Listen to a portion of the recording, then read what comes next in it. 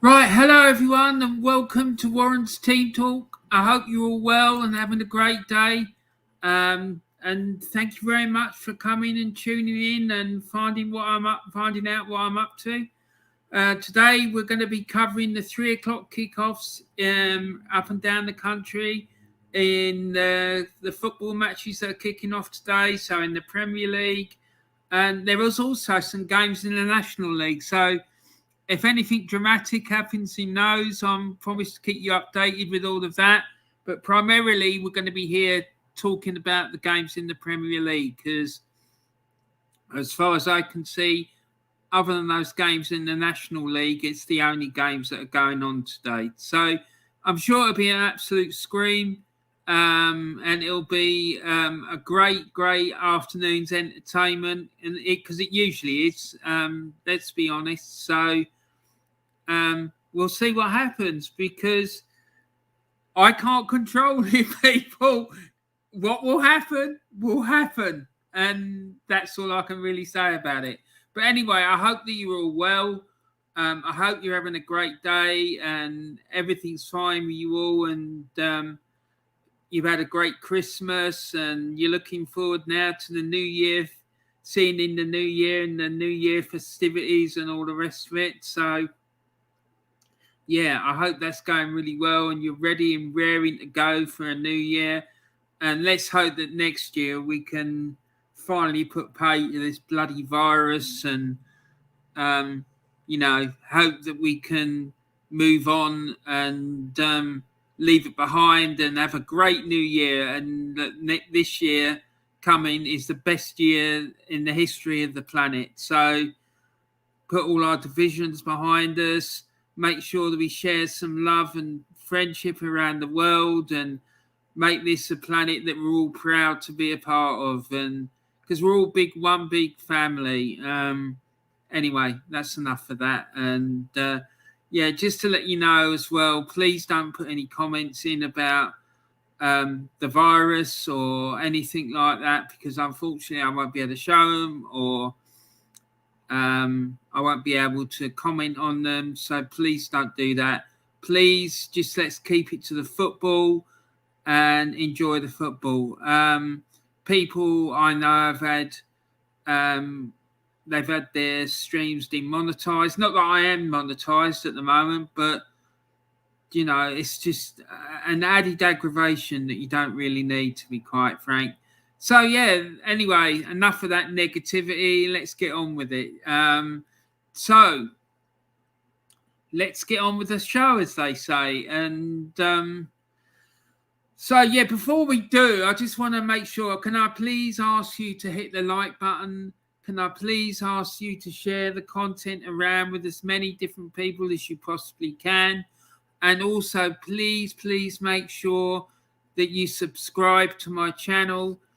And also, please make sure as well that, you put some comments in. Let me know what you're thinking about the games and all the rest of it. And we'll try and have a chat today and see if I can see if there's any Nostradamuses out there, because I want to know from you guys as well what you think is going to happen for the rest of the season, who you think is going to win the title, who you think is going to win the FA Cup, the League Cup, who's going to win the Champions League, the Europa League, and all that sort of carry on, and what your hopes and aspirations are for the new year in terms of the football. And yeah, let's see what happens. Yeah, but we'll try and touch on that and whatever. I sort of, when I did a video the other day because I wanted to spark a debate about the future of football, and it's called the Warren's Team Talk Alternative Christmas Message, and I broadcasted it on Christmas Day. So any of you haven't seen that, please go and check it out. Tell me what you think about the stuff that I come up with, whether you think I'm talking absolute madness, whether you think I was on the money, whatever you think, somewhere in between, I don't know, because I made a lot of suggestions about how I feel football could be improved on. such as the World Cup and how the international football is organised and all this carry on. And maybe Arsene Wenger will look at it and maybe he'll like listen to my words of wisdom. I doubt he'd listen to me, to be quite honest, and I doubt they're words of wisdom, but I think you might find it quite entertaining anyway. So anyway, yeah, I just wanted to talk about the Ashes as well, if I may. I mean, what the hell is that all about? Honestly, we go down to Australia and the series ain't even half done yet and it's all over and done with. We haven't competed at any point in the 3 test matches that we played. It's an absolute embarrassment and a shambles. The people that are running English cricket, if they haven't done it already, they should be offering their resignations because it's a shambles. They should be absolutely ashamed of themselves. I don't blame the players. It's not their fault. They're probably the best players that could have been sent from this shore. But that team is probably the worst England team, in my opinion, ever to leave these shores. It is absolutely disgraceful. Do you know what I mean? I mean, you know, you probably get the Aussie team would probably have more competition if they played a stateside in Australia than they would have had from the England team. It's absolutely shocking. And I'm disgusted. I am absolutely disgusted about it. And like I say, these people who are running English cricket and are responsible for this absolute disaster, in my opinion, they should never, ever be allowed to have anything to do with cricket ever again because it's a fucking shambles. Excuse my language, but it is. And Taib's in the chat. Hi, Taib. How you doing, mate? Nice to see you. And he says, hi, Warren. Yeah, good to see you, buddy. I hope you're well and having a great day. Thanks for coming in. I'm just having a little rant about the cricket, mate. But we're here to talk about football, so that's what we're going to do. So before we talk, well, it's 5 minutes before kickoff. And now that you're here, Taib, Taib says, I'm good, Warren. How are you? Yeah, I'm good, mate. Now I've got that off my chest about the cricket. I'm absolutely fine, mate. So this afternoon's games in the Premier League, we're going to be looking at Crystal Palace against Norwich, Southampton against Spurs, and Watford against West Ham. This is the league table as it stood this morning. The Premier League table, Manchester City are top with 47 points, 6 points clear of Liverpool in second, or are equal second with Chelsea, but Liverpool got a game in hand. They're both on 41 points. Then it's the mighty Gunners. They're in fourth with 35 points. And then in fifth with 3 games in hand on Arsenal are Tottenham Hotspur. If they win those 3 games in hand, they'll be third. 3 points behind Chelsea. They'll be on 38. And then in sixth is West Ham United. They are they're 7 points behind Arsenal, who are in fourth currently, and they're 1 point behind Spurs, but they do have a game in hand on Arsenal.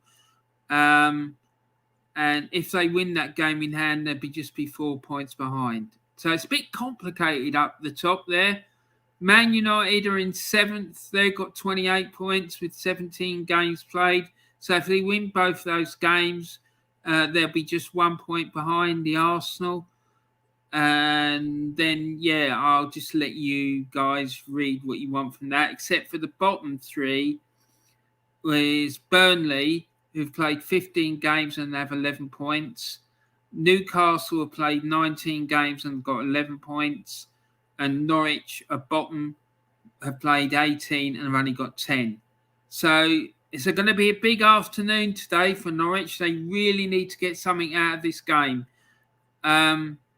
If they can win this game, they will they will end up equal on points with Watford, but their goal difference is so poor, they'd have to win this game something like 20-odd nil in order to get...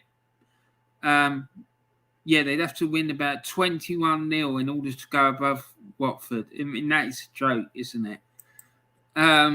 So the starting lineups for today, we've got... That's the starting lineup for Palace. Guaita, Ward, who's the captain, Guaya, Anderson, Mitchell, Kayate, Hughes, Schlupp, Ayew, Mateta. I've not heard of him. Edouard, and then on the bench they've got Butland, Matthews, Tompkins, Kelly, Ferguson, Milojevic, Riedewald, and Benteke. So there's no... there's no... the young lad who's on loan from Chelsea's not playing, and so that's quite interesting. And the Norwich lineup's interesting as well, because the Icelandic guy who plays up front for them, can't remember his name, but he's not even on the bench, so I don't know what's going on there, whether he's got an injury or something. But anyway, their team is... They've got Gunn in goal, Giannialis, Gibson, Sorensen, Byram, Gilmore, McLean, Lees Malel, Sayolis, Ida, and Placheta. So McGovern, McCracken, Mumba, Williams, Kabak, Sargent, Dow, and Rowe are all on the bench for Norwich. So let's see how they're lining up. So there you go. There's the formations for you. Palace are playing a 4-3-3. Norwich are playing a 4-3-3 as well. So like I say, this is a massive game for Norwich. They really need to win this game. Whether they will is another question, but they seriously need to get something out of this game, I'd say. Then moving on to the Southampton Spurs game. Southampton have got Fraser Foster in goal, Carl Walker-Peters, Jan Bednarek, Mohamed Salisu, Roman Perud, Ibrahim Diallo, James Ward-Prowse is the captain, Jan Valery, Stuart Armstrong, Shane Lawn, and Adam Armstrong. And their bench consists of Caballero, Small, Simiu, Ramuyu, Walcott, El Yunusi, Teller, Redmond, and Brocha. And then Tottenham have got Lorius, who's their captain, Royal, Sanchez, Dyer, Davies, Reguilon, Højbjerg, Winks, Dele, Son, and Kane. And their bench is Golin, Doherty, and Tanganga, Rodden, Skip, White, Ndombele, Brian, and Lucas. So let's see what the formations are, right? So Southampton, they're going for a 4-4-2, and Tottenham are going for a 3-4-1-2. So there you go. And the Watford and West Ham game. Now, there's some chats in here. So, Old School Gunner says, hi, Ron. Hello, Old School. How you doing, mate? Nice to see you. I hope the job's going well, mate. I hope that they're being nice to you and whatnot, and they're looking after you properly. And Bednar Eric, the Polish prince. Is that right? Is he Polish? I didn't know that. Taib says, hi, Old School Gunner. Yeah, it's good to see you, Old School. I hope you're doing well, mate. Sorry I missed your stream yesterday. I had some other issues I had to take care of while you were streaming, so sorry about that. And, okay, so Watford, their lineup is Bachmann in goal, King, Messina, Cathcart, Tufan, Sissoko, Femenia, Dennis, Hernandez, Serrata, and Kuka. And West Ham have gone with Fabianski, Kufal, Dawson, Diop, Johnson, Noble, Suchek, Bowen, Lanzini, Benrahma, and Antonio. The Watford subs bench is Angelina as a substitute keeper, Loser, unfortunate name that, isn't it? Jodo, Yahal, Pedro, Serna, Gosling, Fletcher, Morris, and Conte. And the West Ham bench is Ariola, Ashby, Fredericks, Mausaku, Elise, Krau, Vlasic, Okaflex, and Yarmolenko. So, yeah, there you go. That's the West Ham and Watford lineups and subs benches. Let's see how they're lining up. So, Watford are going for a 4-1-4-1, and West Ham are going for a 4-2-3-1 with Antonio up front. So West Ham, they really need to address this slump that they've been on, because they've really fallen out of the top four race. At one point earlier this season, I thought they were going to be in a title race, but they look like they've blown that, unfortunately for them. But thankfully for Arsenal, they're trailing a bit in the top four race. So from an Arsenal perspective, as being an Arsenal fan, I'm quite happy to see that. But for them, they really need to win this game and get themselves back on track. Watford need to win it as well, because they're getting dangerously close to the relegation area. So, yeah, that's my thoughts about that one. And then the Southampton Spurs. Southampton need to take advantage of the fact that Arsenal's game today has been called off and get some points in the bag, and because of the, they can make up some ground and in the race for the top four. And Southampton, they need to keep their recent good form going, really. They've not been doing too bad of late, except for the fact that they got thumped by Arsenal, of course, which is always good to see. But, yeah, so there's some more chats in here. And Old School Gunner says, all right, Steve, how about you? And Taib says, Warren, I don't have any more dreams. I didn't have any more dreams. Does that mean that Arteta will get sacked? Laugh out loud. Mate, I don't know. I don't know. It's a simple answer to that. If you get any dreams about football matches and results and teams winning cups or whatnot, please let me know, because I'd like to see what happens. See whether you're being sent visions from up above about these things. Taib says, I'm good, Old School Gunner. I accept your apology, Warren. Thank you, Old School. I'm very grateful. Fair play to Warren. I fucking love your channel, says Old School. Well, thank you very much, sir. And anyone who's watching this who hasn't done so already, please make sure you subscribe to the Old School Gunner channel. He's got an excellent channel. He's always pumping out great videos and does brilliant assessments of an analysis of Arsenal's matches. And it's an Arsenal channel. So, yeah, he's a passionate Arsenal fan. So, please show him some support and love and kindness. That would be fantastic.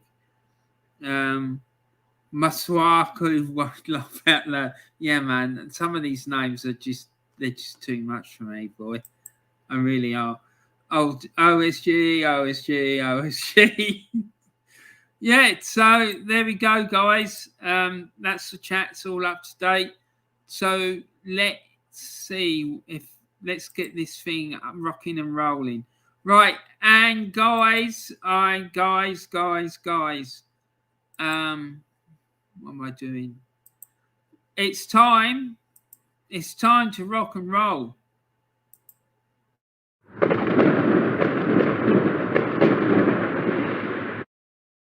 There's been a goal already in one of our featured games, and it's come at the St Mary's Stadium. Sorry, not the St Mary's Stadium. It's come at Vicarage Road, and it's gone to Watford.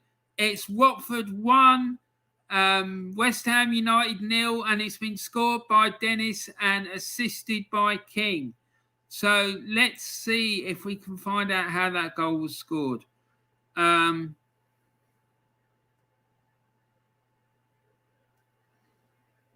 What's this one?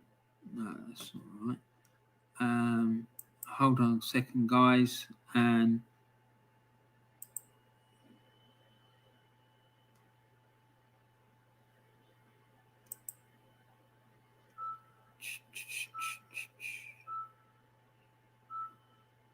yeah, so Joshua King finds Emmanuel Dennis in the box and he's allowed to move into space before firing a rising shot into the top corner. A handful of West Ham defenders just watched him do it.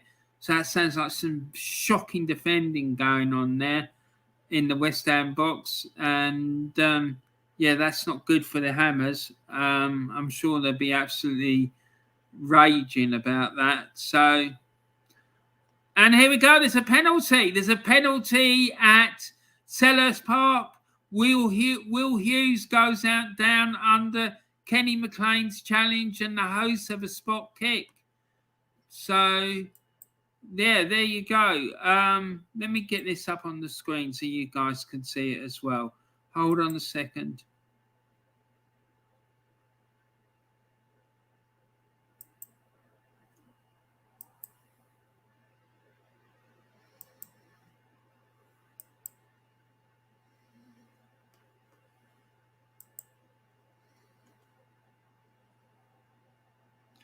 Yeah, so there we have it.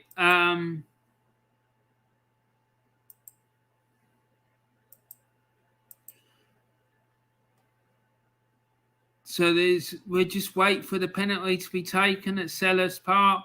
All the other games so far, the only goal so far after something like 10 minutes of play has come at Vicarage Road, and it's Watford 1, West Ham United 0. And so we're just waiting for this penalty to be taken at Selhurst Park. So Palace have got a penalty, so they could put a massive dent in Norwich's bid to stay in the Premier League. And it's a goal! A goal. It's Crystal Palace 1, Norwich 0. Oderson Edouard makes no mistake from the spot, and he's put Palace 1-0 up, guys. So here we go. It's time for us to put.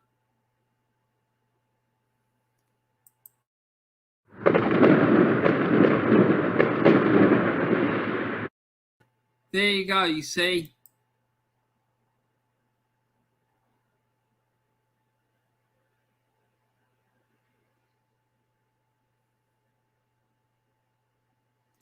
And the McManus Sports Senses afternoon. How are we all? Oh, it's good to see you, McManus. I hope you're well, mate. There's been some drama already. We've had 2 goals already. Watford are 1-0 up against West Ham. And now Palace are 1-0 up as well after getting a penalty against Norwich. And Watford have just hit the woodwork. Oh, no, sorry. West Ham have just hit the woodwork.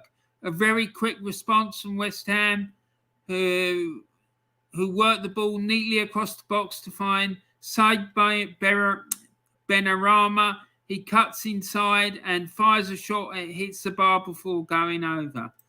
And Taib says the fireworks. Laugh out loud, man. Yeah, they're priceless, aren't they, Taib? I love them. What's up with West Ham, for fuck's sake? Yeah, mate, the wheels are properly coming off Upton Park. That's sure. Old School Gunner says Palace won up. Yep, they've got their penalty. Edouard scored that. McManus on good, bro. How are you? Yeah, I'm cool, man. Thank you very much for asking. Old School Gunner says, all right, McManus.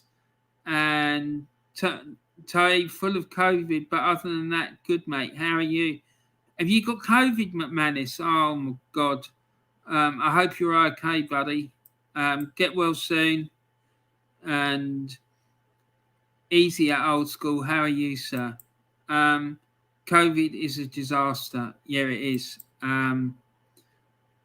Taib says, I'm good, McManus, and get well soon.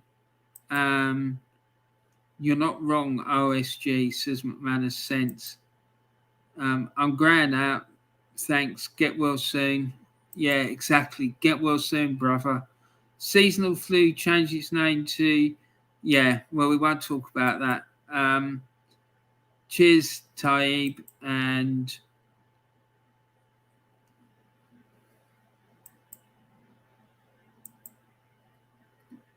McManus Sense put 2 laughing emojis in for Taib. And Warren pronunciations, mate. Get them right. Laugh out loud. Mate, I'm trying. I'm not wrong.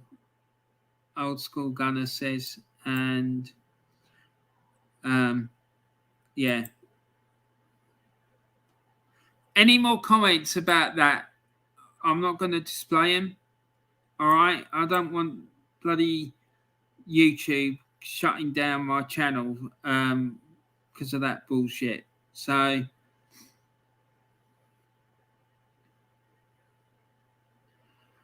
West Ham keep up the pressure with a free kick into the mixer that Musa Sissoko heads behind for a corner. The same Watford player is there again to clear the resulting delivery. What has happened to the Hammers since that brilliant win over Chelsea? They've had a shocker. It's absolutely spot on. Whoever put that comment in at the BBC website. Palace 1, Norwich 0. What now for Norwich? The Canaries have made a reasonably bright start, but find themselves behind against a run of play.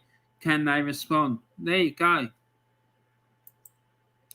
Taib, Warren, I think your pronunciations are funnier than my dreams. Laugh out loud. You ain't. If you go and watch Claude and the Bansters and listen to Terry, mate, that will make you laugh. And here we go. We've got a special new one for you. Your book, son.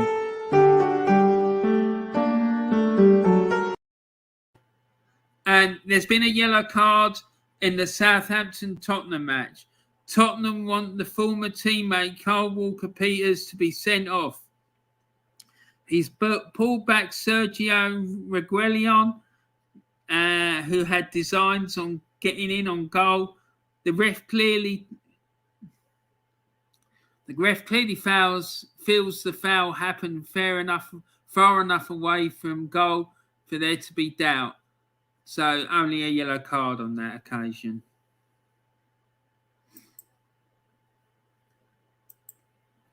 Oh, Google Gunner, I've made a complaint to YouTube about your channel. Oh, okay, mate. Thank you very much. That's kind of you. Justice for Daly and Atkinson. Yeah, man, that's fucking shocking. What happened to him was absolutely disgusting. Disallowed goal. Southampton 0, Tottenham 0.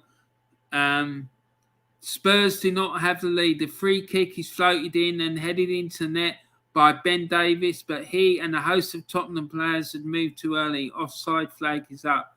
So there you go. Disallowed goal at Southampton.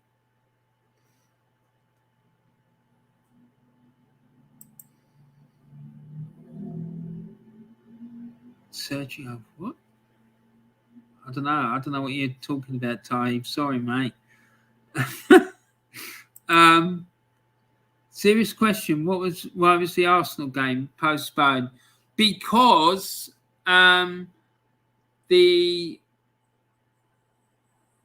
a lot of the Wolves players have gone down with you know what, so they had to pull it off. The old doodah. So yeah, they had to call it off. There was a big outbreak in the Wolves camp, and Thai pronunciation were on laugh out loud.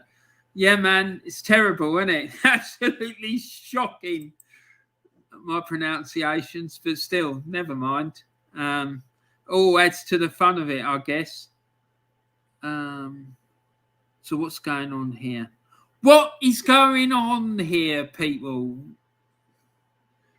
Where are you? Let's be having you, as Delia would say.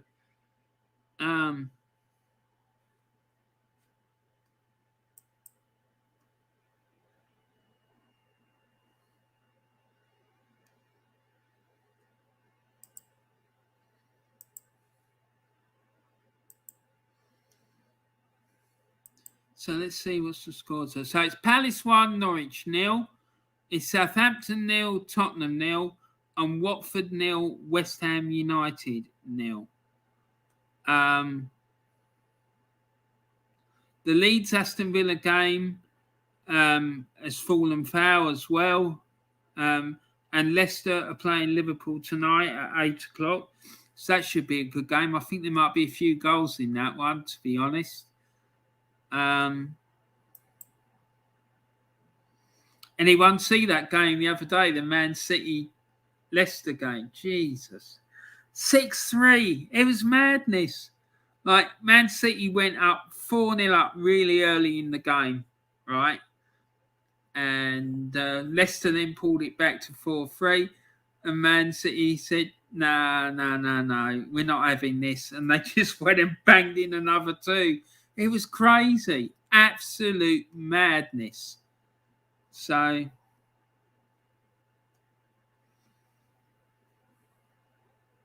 yeah, this guy here has made a really good point. This John character, when he says Watford are so screwed when Emmanuel Dennis goes to AFCON with Nigeria. Best of luck to him.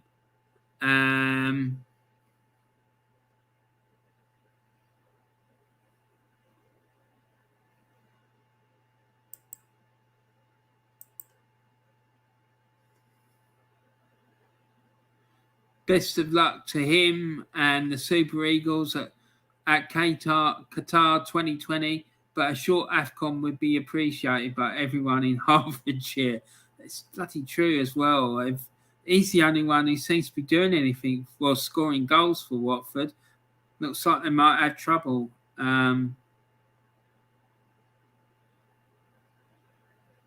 So, yeah. And in the Watford-West Ham game, they're saying only Mohamed Salah, 15 goals, 9 assists, has been directly involved in as many Premier League goals as Emmanuel Dennis. He has 8 goals and 5 assists this season. Nigerian has been directly involved in 10 of Watford's last 13 Premier League goals, 6 goals and 4 assists. Well, there you go. That just proves what that John fella was saying is right, that when he goes to the AFCON, they're going to really struggle. So, yeah, it's a bit of a madness.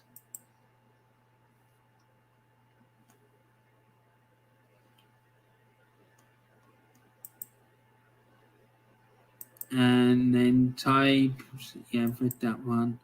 The Wolves players have caught the McManus said the Wolves players have caught the old kung flu. Yeah, basically that's what it is. There was a big outbreak of the old doodah in the Wolves camp, so the game got called off.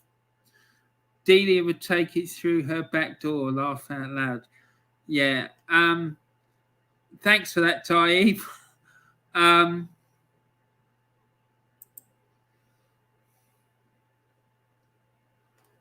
So let's see what's going on here, because looks like there's some more action going off. And then the guys reporting, Phil Dawkes and Matthew Hovarth, are saying the Watford West Ham game, it's a decent open game. This West Ham are pushing for parity, but Watford look very handy on the break. So there you go.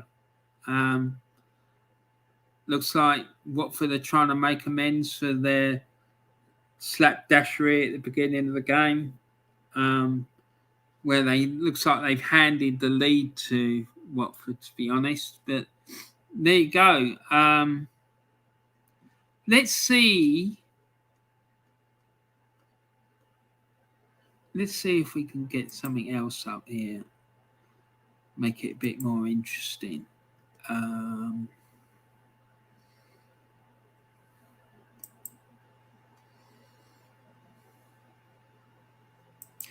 Right, so let's have a look at what's going on at Selhurst Park. So,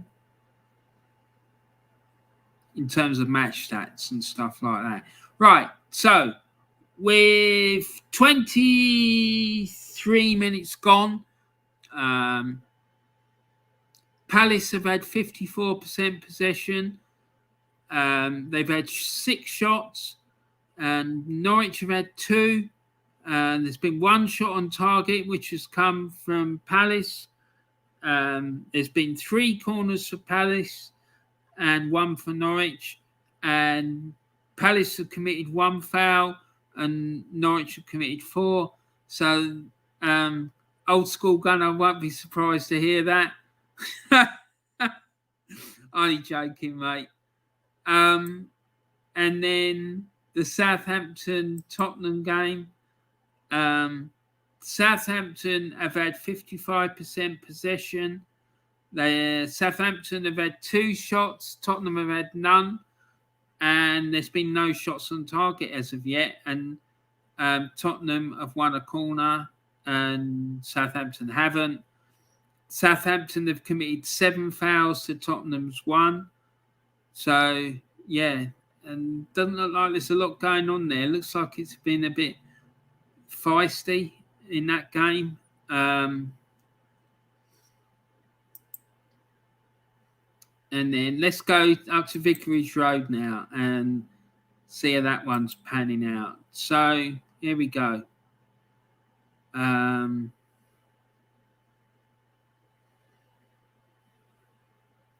So Watford have had 29% possession. Norwich have had 71%. Gee whiz. Watford have had 1 shot. Norwich have had 5. Watford have had 1 shot on target. Norwich have had 1. And Watford have had no corners and Norwich have had 4. And Watford have had 2 fouls, or committed 2 fouls, and Norwich committed 3. So, but to be honest, I'm not surprised that this game is turning out like that. Let's not forget that Norwich were with Watford last year. Talking about, forget all that. They're playing West Ham, aren't they? Not Norwich. I need to get my bloody act together. I'm talking absolute nonsense. Sorry, guys. That's appalling. That's absolutely shameful behaviour. Okay, so let's see if we can see what's going on in those National League games. So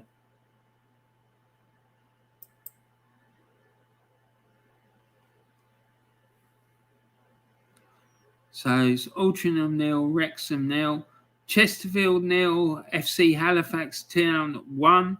Now, Halifax Town, that's an interesting story for you.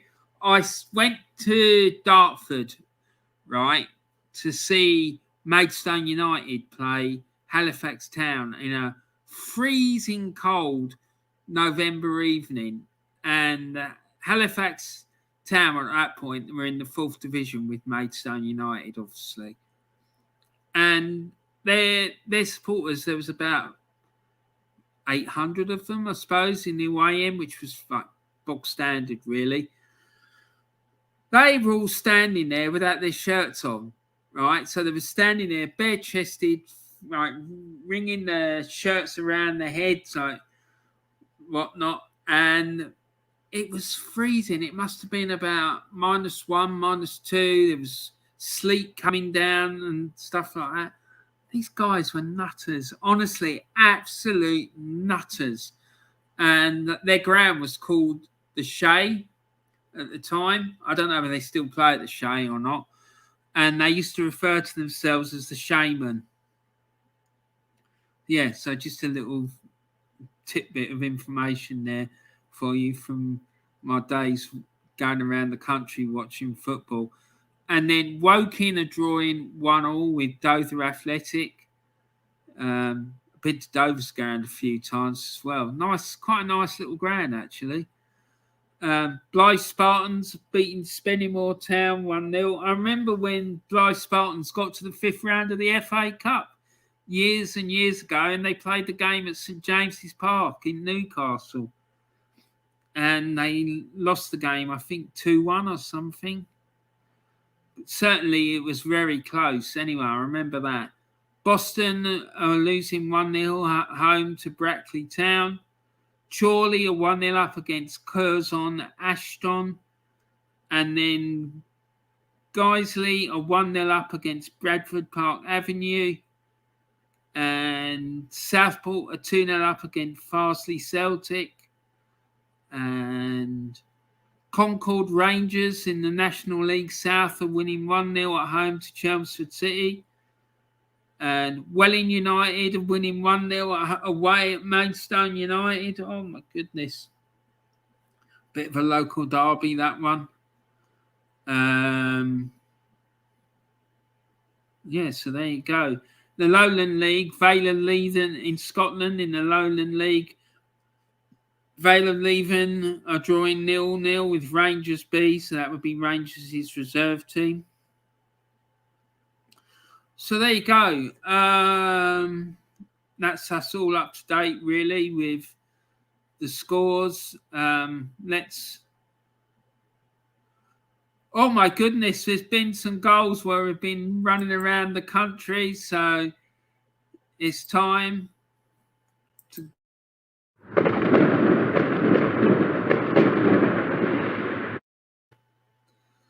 So yeah, there's been a goal at the St Mary's Stadium, and it's come for Southampton. And Southampton have taken the lead against Tottenham Hotspur. Yes, get in there. Ward Prowse has scored after 25 minutes, and I believe he's a gooner. So fair play to the boy. 28 minutes have gone. Southampton 1, Tottenham 0. And yeah, there you go. Fantastic. And there's been other goals as well. So it's Watford 1, West Ham 1. But they're saying it's 2-1. That's a bit odd. But there's been 2 goals for West Ham since we've been away. Sushek scored in the 27th minute and Ben Rama scored in the 29th minute. Both those goals were assisted by Bowen for the first one and Antonio assisted for the second one. So West Ham are now in front at Vicarage Road. So there you go. That's interesting. So there you go, you see. Complete turnaround. Absolutely. Complete turnaround. Norwich are enjoying a decent spell of possession, but Dean Smith's sides are lacking an outlet up front. And the Canaries are still trying to test Palace goalkeeper Vicente Guaita. There you go, see. Pronunciations, as always, Taiva getting a bit mad.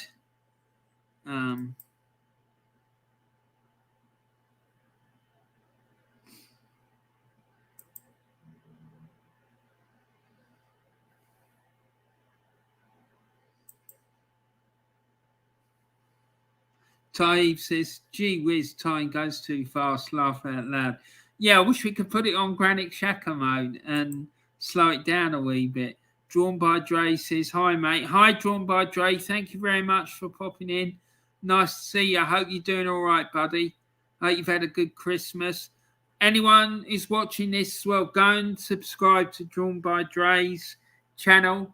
If you want to put a comment in, Drawn by Dre, telling people just a little bit about your channel, and then I'll read it out for you, mate. So he's got an excellent channel. He's got this podcast called the Possession Based Podcast, which is absolutely superb.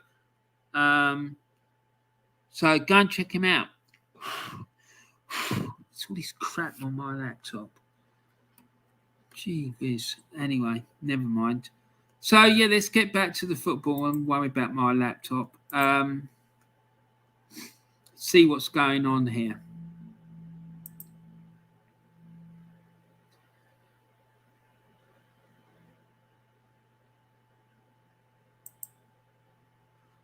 And that goal I told you about for... Was I telling you about? No, sorry, ignore that. So it's Palace 1, Norwich 0, Southampton 1, Tottenham 0, and Watford 1, West Ham United 2. So let's hope it stays like that. Well, we could do with Watford getting their noses in front, but certainly Tottenham, we could do with them slipping up. That would be quite handy. Yeah, so let's look at the table, see what the table's saying. So the league table, here we go. So that shows that Tottenham are 6 points behind with 2 games in hand. So they would be level on points with us, but we'd be ahead of them because of goal difference. And West Ham are on the same games as us, and they'd be 4 points behind. So, yes, this is looking very tasty. I like the look of this. But, yeah, could do with Watford getting their noses back in front or drawing even. Yeah, let's see what's happening. And here we go. There's been some naughtiness going on. So, your book, son.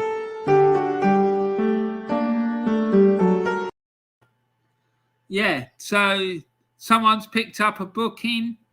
Let's see who that is. Someone has picked up a booking. Yeah, it's coming the Crystal Palace Norwich game.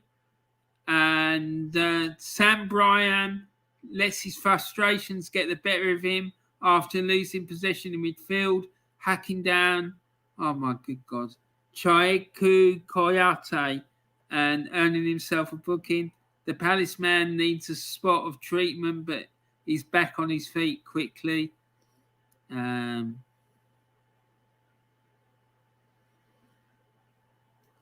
Not only has the lad Ward-Prowse found the net so far, he's won all 3 of his duels, and his mark of 85.7% is the best for pass completion in the Southampton side. Yeah, I'm telling you, that boy, he's a gooner. So big up Ward-Prowse. So, yeah, I noticed there was some chats before. There was some stuff in the chat, so let's get back to that. Taib says Peter Piper picked up. Oh my good God, Taib, mate, are you deliberately trying to get me to have a meltdown? And Drawn by Dre, he says, all right guys, I'm a fellow gooner like Warren. I up match day vlogs whenever I go to the match, and also do some podcasts with my good friends. I'm starting back YouTube in the new year. Fair play to you, mate. And yeah, keep it up. The work's fantastic. I really liked the one you did a while ago, the match day vlog. That was wild. I loved the way that you did the whole experience and whatnot. It was fantastic.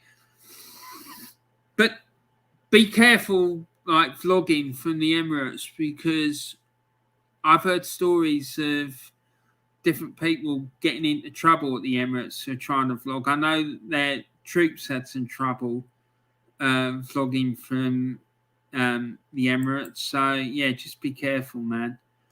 Warren, drawn by Dre. Warren, old school gunner, Arsenal Alex, 3-pointers, Northside London will feature on my channel. Yeah, definitely, mate.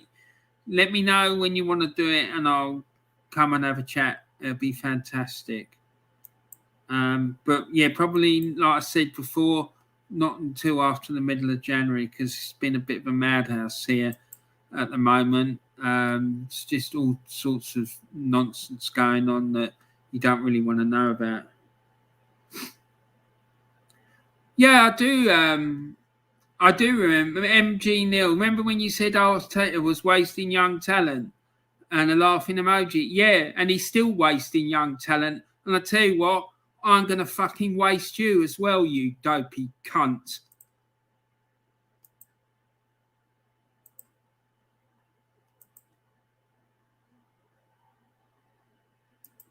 There you go.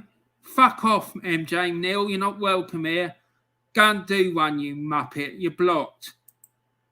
Drawn by Dre. Warren. Yeah. Taib, Warren, at least have a look. Go off. Mate, I ain't having it. That fucking dickhead. I know who it is. It's the same guy as before, that tennis machine dickhead. I'm not fucking having it. I'm sorry. No, he can go and fucking suck his mum as far as I'm concerned. Well, he's probably not old enough. He's probably still is sucking his mum's breast. That's how he's getting his food. Old school gunner. All right, Dre. And Taib laughing emoji. And there's a goal. There's a goal at Sellers Park. And here we go.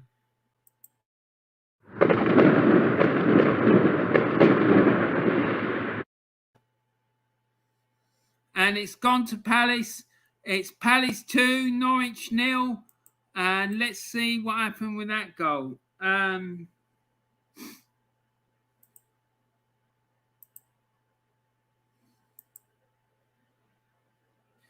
It's been scored by Mateta in the 38th minute, and it was assisted by Edouard. So, yeah, there you go, folks. Palace are now 2-0 up against Norwich. So, yeah, it's not looking good for Norwich. And here we go. There's a penalty to Spurs. Oh, no. Fucking hell. The wheels are well coming off now, guys. A penalty. Spurs have got a penalty.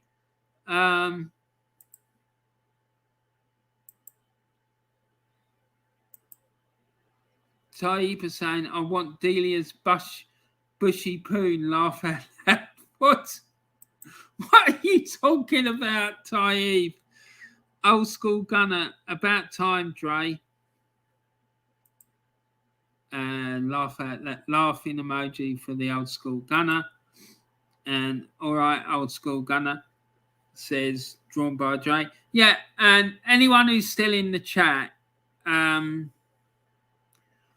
just want to apologise for my language when I dealt with that muppet earlier. I shouldn't swear like that, but I'm not having people coming in and behaving like that. I'm just not having it. If he wants to go and abuse people, he can go and do one as far as I'm concerned. But yeah, I shouldn't have sworn like that anyway. And here we go. That's it. You're off. And that's for MJ McNeil, but there's also been a red card in one of our games. And it's so let's use offence, season get a second yellow followed by a red. So a real game changer that the BBC have said, and yeah, I probably agree with them, to be quite honest. And Southampton won, Tottenham won. Harry Kane scores from the penalty spot. So there you go. So here we go. And there's been another goal at Selhurst Park. Oh, my God. The goals are flying in this afternoon, that's for sure. And so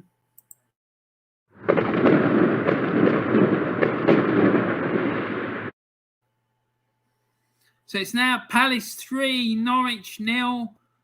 And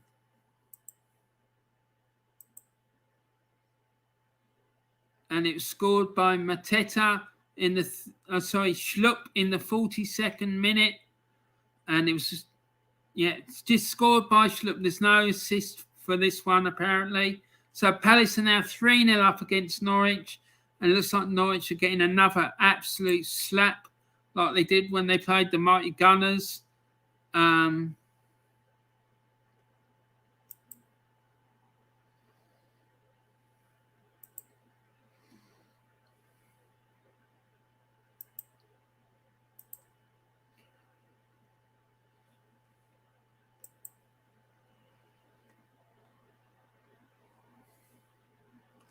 Yeah, so it's going to be a bit tricky now for the Saints at home to Spurs, I would have thought.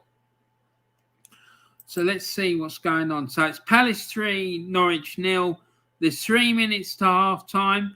It's Southampton 1, Tottenham 1, and Watford 1, West Ham 2. So there you go, folks. It's been a lot of drama today. Really exciting scenes here on the Matchday Live, as there usually is. And then there's some more comments in the chat. Old school gunner, tell Warren what a bushy poon. What's a bushy poon? Laugh out loud. Taib, Norwich getting yet another battering. Laugh out loud. Yeah, they're getting done up like a fillet of cod at the chip shop, aren't they? There you go, guys.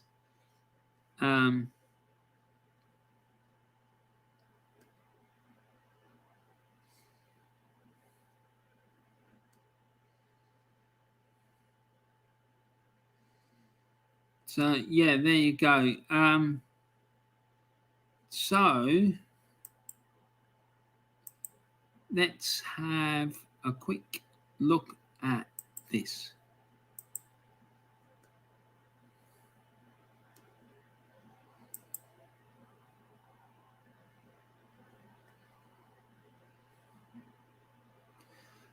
Yeah, so Jeffrey Schlupp, who's reporting for the BBC, has just put in a comment with a game over question mark next to it. Can't really disagree, to be honest. I think that's it. It's game over for Norwich. I'm a bit shocked, actually, because I'm surprised they struggled as badly as they have this season, given how easily they won the Championship last season. I thought they'd do much better than this. But there you go, just shows, doesn't it? And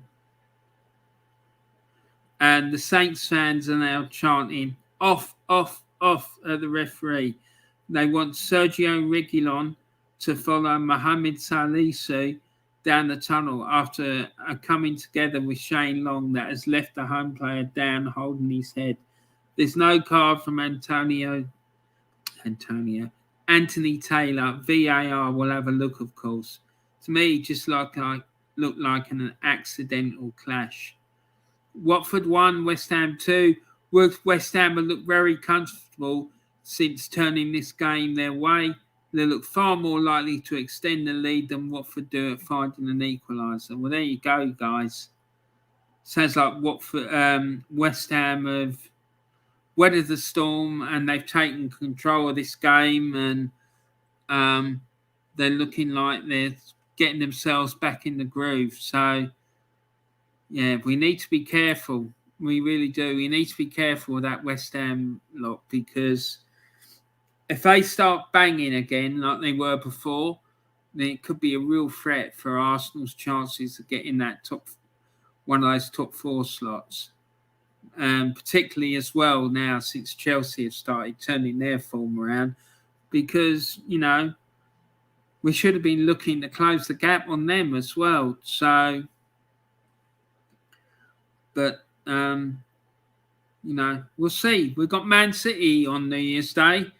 Now, I know that most of the people in the chat this afternoon are Arsenal fans.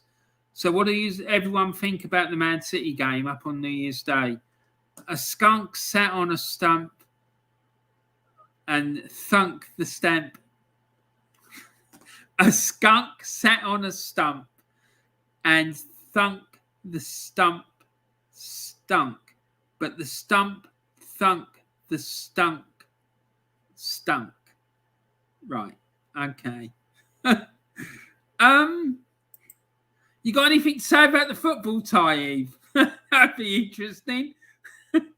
I remember Arsene Wenger years ago in a press conference, and they had a Champions League game coming up, and this is what this press conference was for. And there'd been some incident about player behaviour a few days before, I think.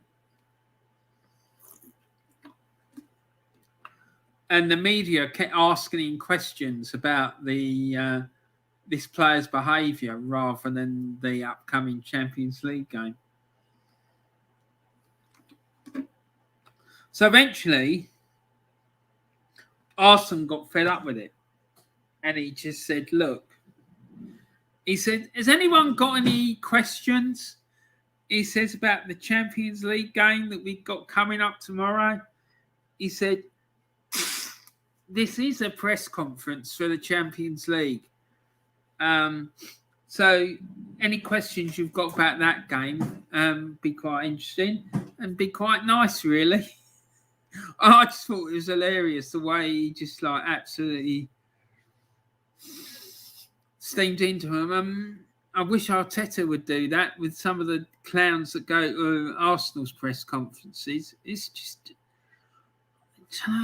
these people that go to these press conferences, man, they're just, I don't know what's the matter with them. And why can't they just ask simple, normal questions and challenge him a bit more?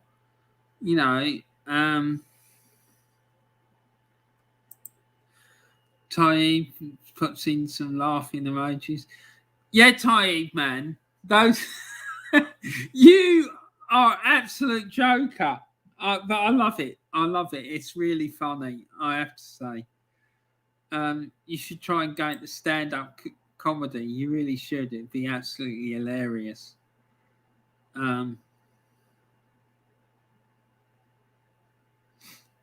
So here we go.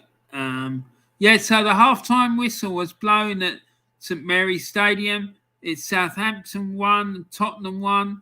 A lot of controversy there at the St Mary's Stadium in the first half. The Southampton fans a couple of times were calling for Reguilon to be sent off. And then Southampton had a player sent off because of the penalty that Tottenham got. Harry Kane scored from the penalty spot to put Tottenham back level with Southampton, who took the lead quite early on in that game. And then Watford are losing at home by 2-1 against West Ham. Watford took the lead early in that game as well. But West Ham, since after they conceded the goal, took control of the game and are ended up being 2-1 in front. So, yeah, there you go. And Palace is 3-0 up against Norwich, and it looks like it's a bit of an easy stroll for them during that first half. I think the game's more or less dead and buried now, to be honest, as a spectacle. I can't really see Norwich coming back and getting anything out of that game now. But you never know. Strange things have happened. I mean, this season's been a bit of a madhouse, hasn't it? But they're still playing at Selhurst Park, but Palace is 3-0 up there. And Taib, the journos got on go off topic more and laugh at. They do. Yeah, absolutely right, Ty. It's a madness. I just don't get it. Like, some of the questions they ask are just absolutely bizarre. How are you, Dre, bro? Says old school gunner. Um,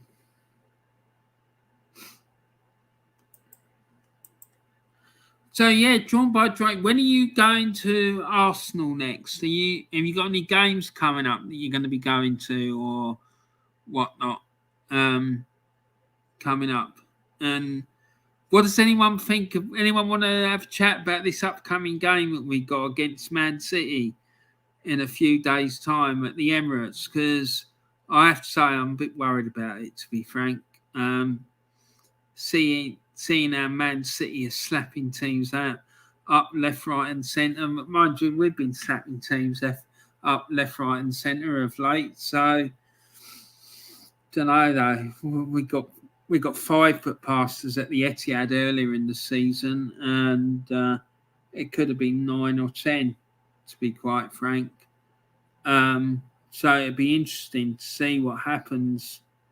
I think it's Saturday we're playing. Man City will slap us again, mate, says the man of sense. I think they will as well, mate, to be quite honest. I think what will happen is what usually happens. They'll go 3 or 4-0 up, and then they'll just take they'll just sort of relax and ease up. I think Pep won't want to humiliate his old mate, Arteta, and yeah, that'll be it. So yeah, I think we'll get done. I really do. I don't think we'll put a glove on them, and I think City will roll us over 3 or 4-0. As soon as they go 3 or 4-0 up, they'll just take they'll just ease up and relax and treat it like a training session for the rest of the game. If they're able to get a few more goals without breaking too much sweat, they probably will. But yeah, I think that'll be what will happen. So, half-time whistle's gone at Selhurst Park. It's Palace 3, Norwich 0. It's Southampton 1, Tottenham 1. And it's Watford 1, West Ham United 2. And Taib says Saturday's game will show us how much Arteta has learned as a manager. I can tell you that, mate. He's learnt nothing because he doesn't think he's got anything to learn. That's the thing. And this run that we're on, to me, it's exactly the same as what happened before. You know, we went on that 10-game unbeaten run. We were slapping teams who we should have been slapping anyway. Soon as we come up against a team that was around about us on the same sort of level, we ended up getting beat and sometimes quite heavily. So, you know, it will tell us, one thing it will tell us is it will definitely confirm that he ain't fixed the defence, because I fully expect Man City to come and have like 18, 19 shots on goal against us, like they did at the Etihad. And that will tell me the amount of shots on target they have against us will tell me how well he's fixed the defence. Because they come down to the Emirates and they put anywhere between 16 or 20 shots or more on goal against us, that would just prove to me that he hasn't done anything to fix the defence. He hasn't, and I don't think he has. When we start competing with, you know, the likes of Man City, Liverpool, and Chelsea, and start putting a glove on them, then we'll have a different conversation. But until such time as that happens, I think we're still in the same boat, and I think we need to get rid of him because I think he's not the man. We need to get an experienced manager. We are not going to challenge for titles. Like, League. We're not going to challenge for the Premier League title. We're not going to challenge for the Champions League. All the time we've got Mikel and Arteta as manager. We're not. And if we get in the Europa League, if we finish in the top 6, and I have to concede that might happen, but if we do, and we come up against a decent manager, we'll get done. Like what happened last year when we come up against Unai Emery. He got schooled in both legs, in my opinion, and that's because Emery knows what he's doing. And for me, I think he's tactically naive. I was looking the other day, and I can't see from what I looked at that any time he has he's been able to take an Arsenal team when they've been losing at half time and turn the game round and enable us to win. He hasn't done it. So, not once. And that's a massive concern for me because top managers will be able to do that. They'll be able to see what's going wrong. They'll be able to make changes, put things in place to turn a game around, but he's not able to do it as far as I can see. He hasn't done it once. We've been in a position where we've been drawing and then gone on to win the game, but we've never, ever been at a game where we're losing and then gone on to win it. And for me, that's a big problem. McManus says they embarrassed us last time. This defence won't cope with the pressure from City. They're too strong. Yeah, and my question is about City. How is it that Palace are able to go to the Etihad and win? Tottenham are able to beat them at the Tottenham Stadium. And loads of other teams are able to go up there and compete with them. Yet when we play them, we get slapped all over the place. I just don't get it. I honestly do not understand why it is that we can't compete with them. It's the same with Liverpool. Liverpool, when they beat us 4-0, a couple of weeks or a week or 2 weeks before, they played Brighton at home. They drew 2-2 with Brighton, and they were lucky they didn't lose the game because Brighton were a better side in the second half and they could have won the game. Yet we go up there and we get slapped all over the place. So yeah, I'm sorry, but I'm not convinced. So I think if he wants to improve as a coach, then he needs to start learning from his mistakes. But he doesn't seem capable to do it. So either that or he doesn't want to. I don't know. I just don't understand what it is that people see in him. I don't see what people see in this guy.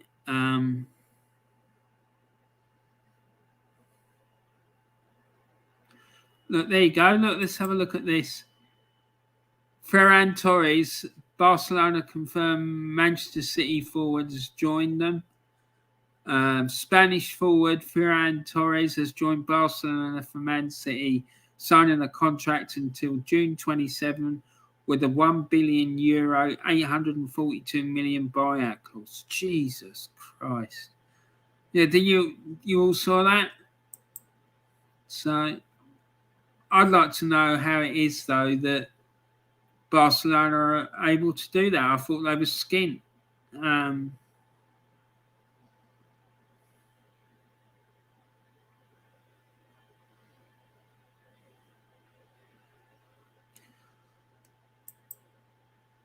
Looks like Ben Chilwell looks like he needs knee surgery and he's expected to miss the rest of the season.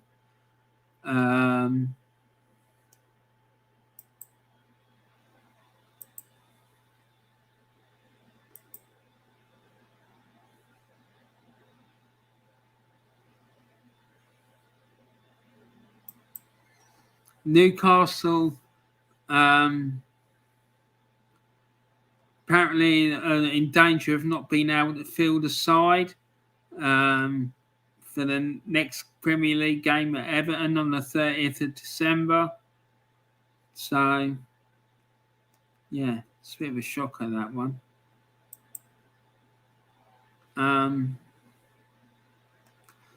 So, anyway, let's do what I was wanting to do here. So,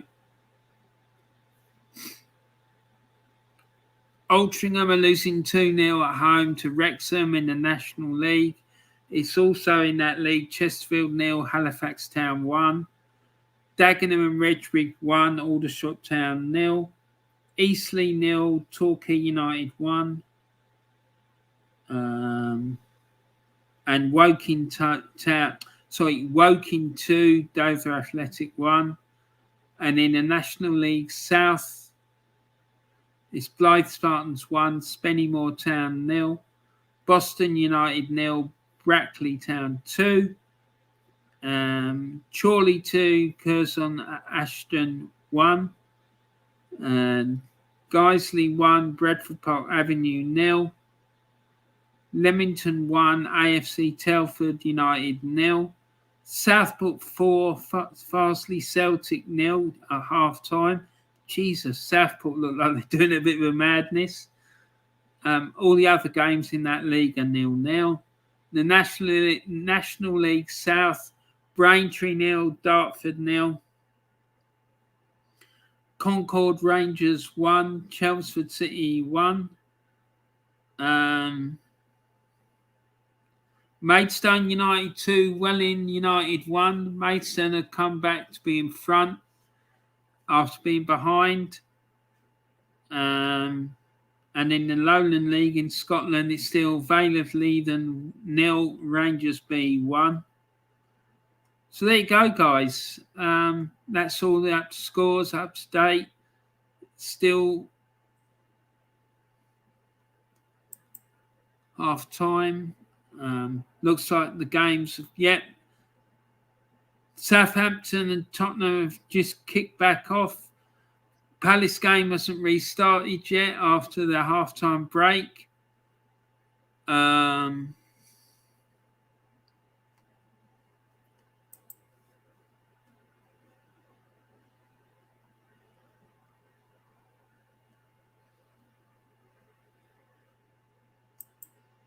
McManus Sense, we've read that one. And absolutely 100% I agree with your comment, by the way, McManus. And Taib says, Arteta out. Absolutely, Taib, 100% agree. McManus says, because the players can't cope with pressure, they know if they put in a poor performance, it's all okay. They won't be dropped because the squad isn't big enough to rotate, if that makes sense. No, mate, you are making sense, and I completely agree with you. It's a recipe and a culture of acceptance of poor performance. But like I said before, I don't necessarily blame the players. I think the main fault for that lies with Arteta. He can't coach players at all. He can't. Look at the amount of players that have regressed under him. And, we had players under Emery who were winning golden boots and banging goals for fun, and have done the same with other clubs like Aubameyang, for example. And then as soon as Arteta comes along, their form falls off a cliff. So that's what I mean. I just don't think he knows what he's doing, and it's coming home to roost. The younger players that have been doing well under him, like Emil Smith-Rowe and Saka and Tierney and the rest of them, they don't know any different. So they're not standing there and thinking, what is he talking about? because I know for a fact there's at least one player who just thinks, and they're not one of the more experienced members of the squad either. They think that he's clueless and they think he's off his head. Yeah, and I know that. I know that's true. And McManus says, I'm not saying that makes it all right. I always want Arsenal FC to win, but the players are part of the problem as well as Arteta. I want to see these players put in a decent performance every week. Yeah, the thing is, though, they'll only McManus, don't forget, I do agree with what you said, but the thing is as well, it's up to the manager to put a style of play, formation and tactics in place that is going to get the best out of the players that he's got at his disposal and plays to their strengths. In the 70s, in the 1970s, when Liverpool were having their success, numerous times I heard interviews with the managers at Liverpool and they said, what's your secret? Why are you able to keep winning? And they always came at the same old answer. You play a system that brings out the best and maximizes the talents of the players you've got at your disposal. And he's not doing it. He's trying to do it the other way around, and it will not work. It won't. And McManus knows what is going on. He does, mate. But like I said, in order to get the best out of the players, you need to make sure that you play to their strengths, not try and get a player who's, say, 5'10", trying to hold up a ball or deal with a ball that's like hoofed up the field to play like and bring other players into play. It just ain't going to work. Agree, Arteta has destroyed Alba. Look at Alba a couple of seasons ago.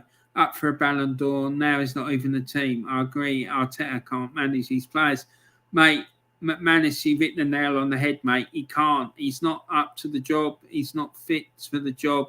We should never have been appointed in the first place. He's absolutely clueless. And if we had a decent manager, an experienced manager at the helm, I'm telling you now, this team would be much further up the table than what we are now. I'd even go so far as to say we'd be challenging at the top of the table. I really believe that. We wouldn't have lost at Brentford. We wouldn't have lost at Everton. So that's 6 points, right? Let's see if we can get the table up, right? So where is it? There we go. So there we go, right? So we're on 35 points, right? If we'd won the game at Everton, we'd won the game at Everton. So if we'd won the game at Brentford, Everton and Manchester United, that would have been another 9 points, right? We would be then on 44 points, 3 points behind Manchester City, right? So, and if we had Conte as our manager, for example, I'm 100% confident that would have happened. Or even Rafa, that would have happened. I've got no doubt in my mind with this squad of players that we've got that are top quality, experienced manager, even Unai Emery, if he'd had the financial backing that Arteta has had, we would be challenging for a title. Absolutely no question about it whatsoever. I'm convinced of it. So there you go. But I don't know what everyone else thinks, but that's my opinion about it anyway. McManus says, we need a leader on the pitch as well. I would have given the captain's armband to Ramsdale or Tini. I heard we've given it to Laka, who wants to leave and doesn't want to sign a new deal. I just think that's a big mistake. I really do. We need to give that armband to someone who wants to be here. I don't like goalkeepers being captains because you can't grab hold of a player when you're in goal unless they're a defender and have a word in their ear. I want it to be either a central midfield player or ideally, he should be a central midfield player or a defender. When I was a kid and I used to go watch Arsenal with my dad, it was always David O'Leary was captain, or Pat Rice, and then when I started going on my own, it was Tony Adams, right? And then in later years, it went to Patrick Vieira. I don't agree with forwards because they're too isolated from the attack, and I don't like it being goalkeepers for the reason I just said about not being able to go. Again, they're too isolated from the rest of the team. From my opinion, it needs to be a defender or a midfielder, and that player needs to have certain leadership qualities. And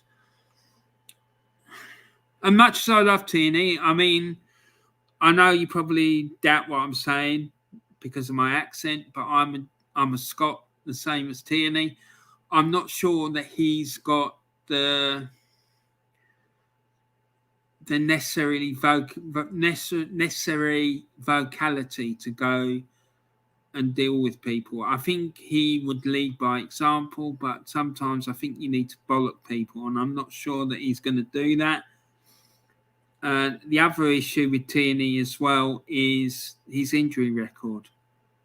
But like I say, I absolutely love Tierney. I loved it when we signed him because as well as supporting Arsenal, I'm a massive Celtic fan, and I knew what a good player he was because I remember seeing him play for Celtic.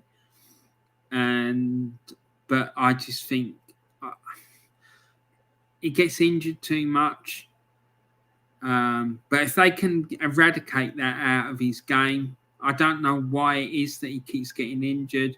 I don't know whether it's got something to do with some injuries he had at the start of his career when he was playing at Celtic. I really don't know.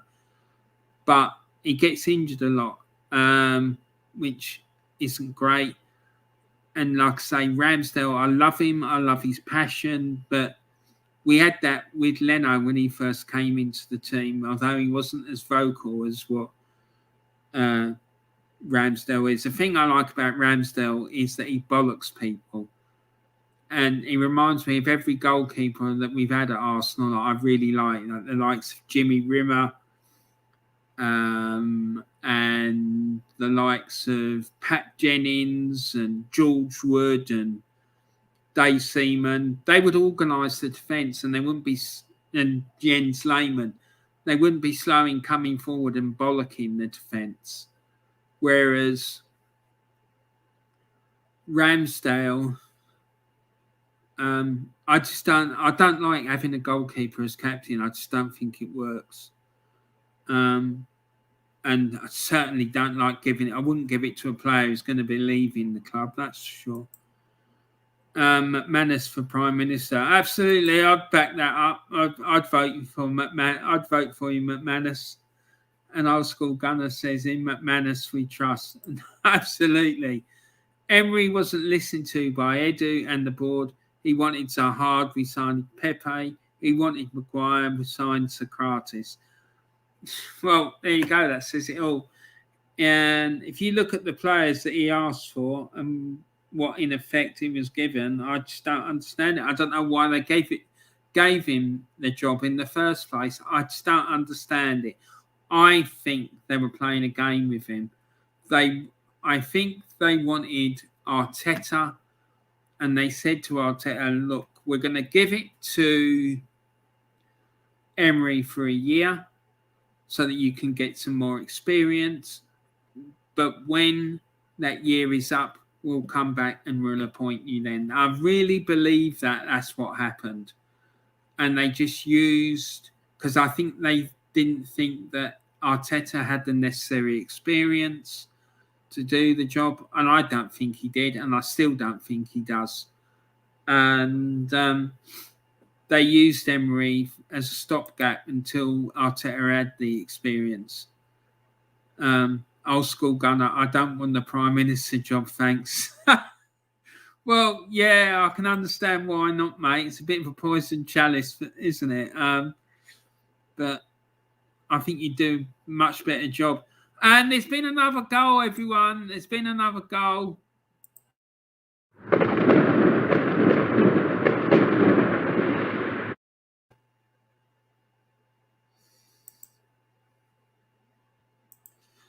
And it's come at Vicarage Road. And it's now Watford 1, West Ham United 3. And Mark Noble has just scored a penalty. There you go. And West Ham are now 3-1 up. West Ham are 3-1 up. Mark Noble makes no mistake, rolling in his side's third goal. There can be no complaints about that penalty. Bowen was just quicker to the ball, and Bachmann clumsily trying to save the situation. The Hammers are in complete control now. So it looks like West Ham are properly dealing with this, and they're getting themselves back on track. So for all the West Ham fans out there, it's good news. It looks like you put your troubles behind you and you're back on it. And Chris Sutton on BBC Radio 5 Live says, David Moyes, the message he's getting across, the confidence he's built in the camp. I mean, the players are doing a brilliant job, but Moyes has to take absolute credit, really. West Ham fans, when he first got the job there and did a brilliant job keeping in the Premier League, were underwhelmed, but they got it second time around, and he's proving everyone wrong. Yeah, he's doing a great job. What does everyone think about Moyes and what he's doing at West Ham? And Placheta tries to find space for the long cross down the right, but Tyrick Mitchell out-muscles the Norwich man and wins back possession for Palace. Pierre Lise Meliou's delivery is cleared behind by Joachim Anderson. Moments later, good spell of pressure from Dean Smith's side. Palace still 3-0 up. Southampton 1, Spurs 1. Spurs exerting some authority now. Son Heung-min sees an effort at the near post, he deflected wide, and we've just been shown the lines for that VAR decision to disallow the second Harry Kane goal. It was tight. It was tight like a tiger. What? Has anyone in the chat ever heard that expression, tight like a tiger? Honestly, that's I've never ever heard that before. Tight like a tiger. What a load of absolute nonsense. I'm just wondering, do people think that in order to get a job in journalism these days, you have to talk absolute crap? Because I've never heard the expression tight like a tiger. What the hell is that all about? Honestly, that is absolute madness.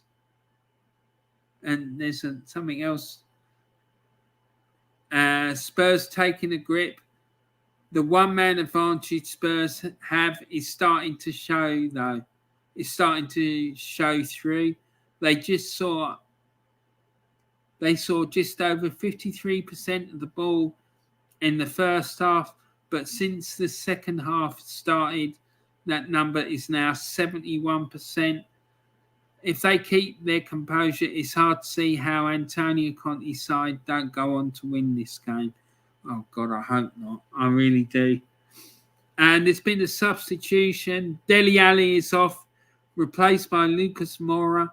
Ali nowhere near as effective here as he was in the 2-2 draw with Liverpool.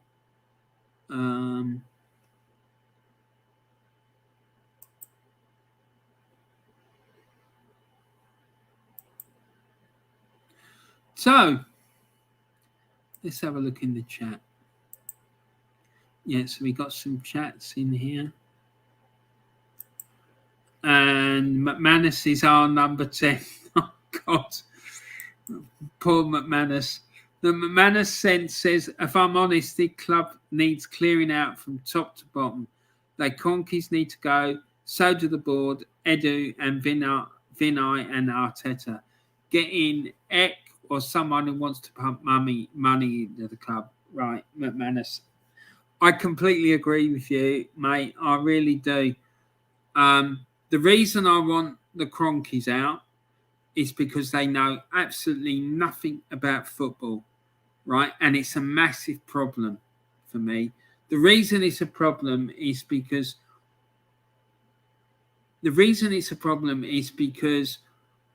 they can't see, they don't know what needs to be done in order to manage a football club properly. So when these clowns that are beneath them start messing stuff up, they think, yeah, well, they know what they're doing. We've employed them, blah, blah, blah. And that's a big problem because the clowns that are below them can just pull the wool over their eyes and hoodwink them into thinking that they're doing a good job when in fact they're not, right? So we need someone at the top who knows what they're doing, knows how to run a football club, or will employ someone that is trusted by the owner to tell them the truth about what's going on and that A, B, C, and D aren't doing their job properly and are not performing. Because I don't believe that is happening at the moment. The only thing I will not have a go at them about is the amount of money they've pumped into the club. Because for quite a while now, we have spent more money than most of our competitors in the Premier League. And last summer, for example, we spent more than any other club in world football, partly because it needed to be spent. But the money, yet again, was wasted. £150 million. How can you spend £150 million and not improve the team? I just find that absolutely unbelievable. I really do. And if I was in control of that club, the first thing I would do would be to bring back God, who was the guy? What was his name? I can't even remember the bloody guy's name. He was like Arsene Wenger's right hand man. Arsene Wenger's right hand. And he was in with the FA, and yeah, I can't even remember the guy's name. And he had something to do with Usmanov as well. He was the guy that was responsible to bringing Arsene Wenger to Arsenal in the first place. Honestly, my memory is shocking. I bring him back and get him to do a root and branch investigation and to produce a report on recommendations for the improvement of the club. But yeah, the whole fucking lot of them need to go. All of them. Vinay, Edu, Arteta, Big Dick, the whole bloody lot of them need to go. Richard Garlick, whatever his bloody name is. The Cronkies are vermin. Yeah, they are. Rats, says Old School Gunner. That's what we are. We're the rat army. McManus says, get ex-players in on the board. Who care what happens to this club? Get a decent scout in and a decent manager. Mate, so for Vinay's position, I want David O'Leary. Edu, bring in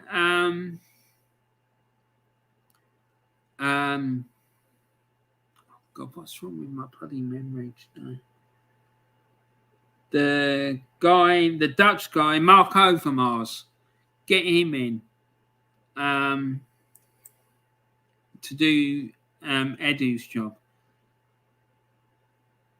And McManus says, David Dean, yeah, that's the one. I want David Dean to come in and do a root and branch investigation of the Arsenal and produce a report about steps to be taken to improve the club, because I want sustainability and the thing to be built on solid foundations, not just a quick fix that within a few years is going to start crumbling again. This club needs to go back to the way it was years ago when it was built on solid foundations and was run properly, like it was when we were at Highbury, and before they fucked it up by sacking George Graham.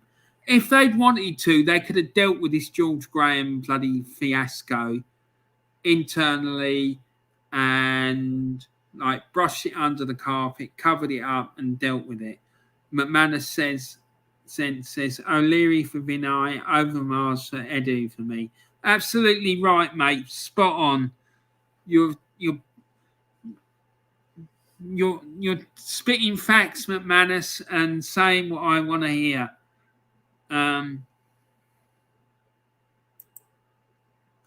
So let's see what's going on. So it's still Palace 3, Norwich 0, 66 minutes gone. It's Southampton 1, Tottenham 1, and it's Watford 1, West Ham United 3. And there's just about between 23 and 20 minutes left to play in the 3 games that we're covering this afternoon. So, yeah, it's been quite an exciting afternoon, really. We should have stayed at Highbury, much better atmosphere. It was, but I've heard stories recently that they wanted to extend Highbury, but there was loads of. See, the problem with that is that it's right in the area, right in the middle of quite a big residential area, and it would have meant a lot of the locals, the residents in the area, weren't happy about it, and Arsene Wenger poured cold water on it as well, and yeah, so I don't think that would have happened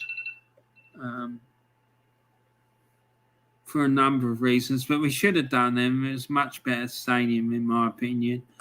I don't like the Emirates. I really don't. To be honest, I'd much preferred Highbury.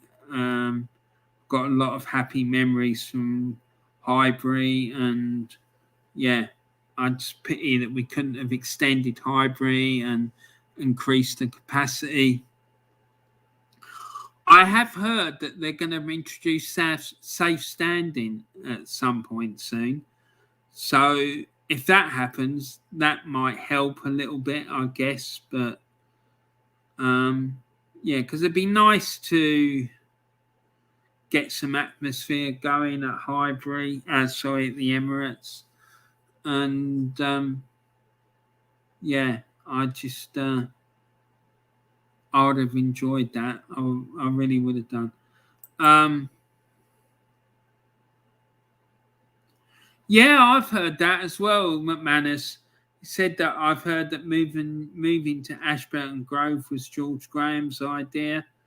Yeah, and I remember when I was a kid as well, there was a lot of talk about Arsenal moving to Ashburton Grove, because I remember when I was a kid, that Ashburton Grove site, it was like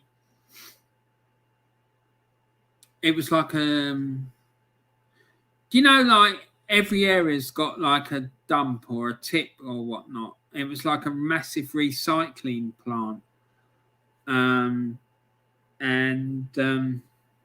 there was always talk that Arsenal were going to buy that land and develop on it and build a new ground. I remember my dad telling me about it when I was a kid, and they said, "Yeah, they're going to buy that land and they're going to build an 80,000 seater, all-seater stadium and all this carry on." And this was even before George Graham turned up.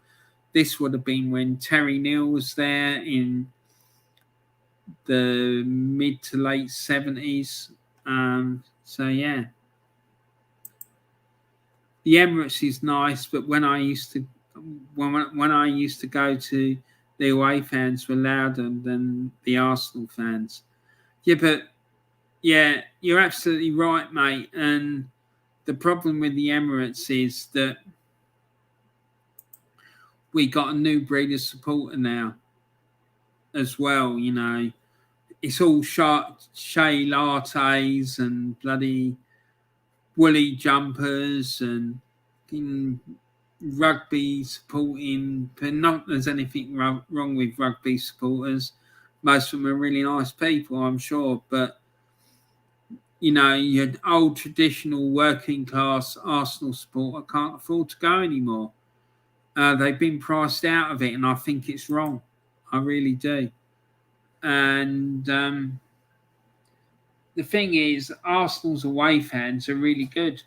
I remember when just before I stopped going, I used to go quite a few away games, and the away support was always fantastic, absolutely fantastic.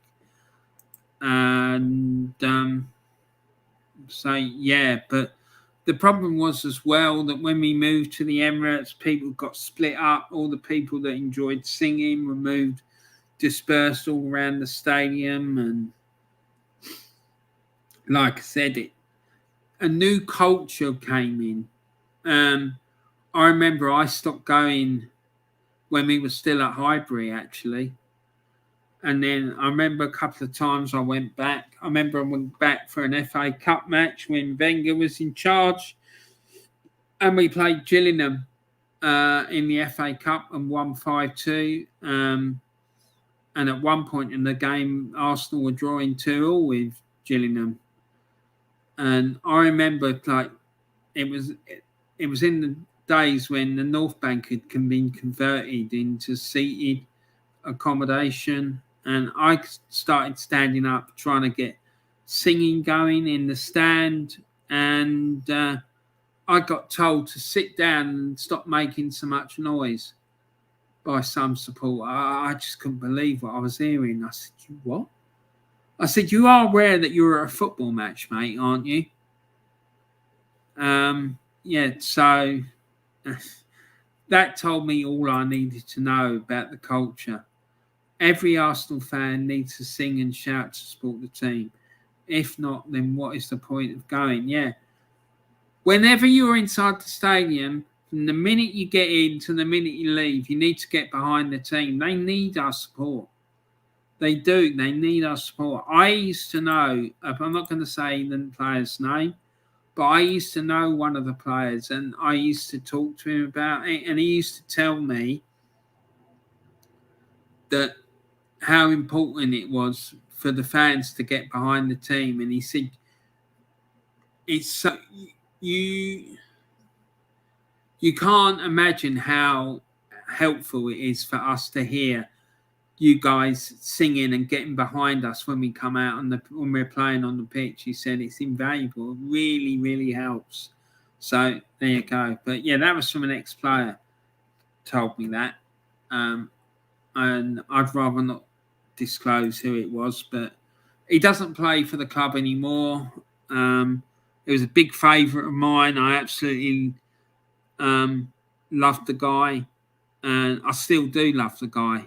But the McManus sentence says, "or be chucked," or "if be chucked out." Absolutely, I'd not if. Sorry, mate, I don't understand that comment. Old school gunner, myself and Stapes took the roof off. We gave it socks. Good on you, old school. And next time you go, make sure you give them a shout from me as well. And if anyone says to you to be quiet and stop making so much noise, tell them to do one. And I've heard stories as well about stewards coming up to people and telling them to stop making so much noise as well. I just find it absolutely baffling. I really do. I just can't believe that is going on. It's just bonkers. I find it quite disturbing, actually. You know, how dare people go in and tell you how to support your team? It's just wrong. Anyway, let's back to these matches. Palace have made a substitution. Palace make their first change of the afternoon. Will Hughes is coming off to be replaced by the returning Luka Milivojevic. I think he's Serbian. And the Watford West Ham game, and the guy from the BBC says, "This is really poor refereeing." Oh, what a surprise. Mikel Antonio is shoved in the back by a Watford player and sent into another Hornets player who goes down, and Darren England decides it's a Watford free kick. That just says it all, doesn't it? It's unbelievable. I'm pretty confident in stating that the standard of officials in England is on a sharp decline. Yeah, spot on, mate. And the Southampton Spurs game, still level at St Mary's. Brian Gill, who recently came on, sends over a cross that Song Hong-min flicks with his head, and it went straight into the hands of Fraser Foster. 10 minutes to go. So it looks like Southampton are holding on well at the St Mary's Stadium. West Ham 3-1 up at Vicarage Road against Watford. And Palace are cruising to a comfortable 3-0 victory at home to Norwich. So, yeah, it's sort of, as far as goals are concerned, it's dried up a little bit, but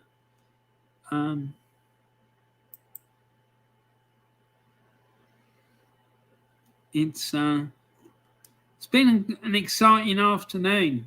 And I'm sure tonight's game between Leicester and Liverpool will provide a lot more drama as well.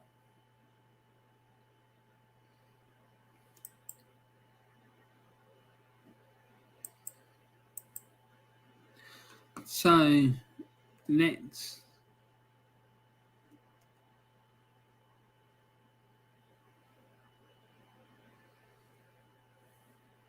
see what's going on with the rest of the games. So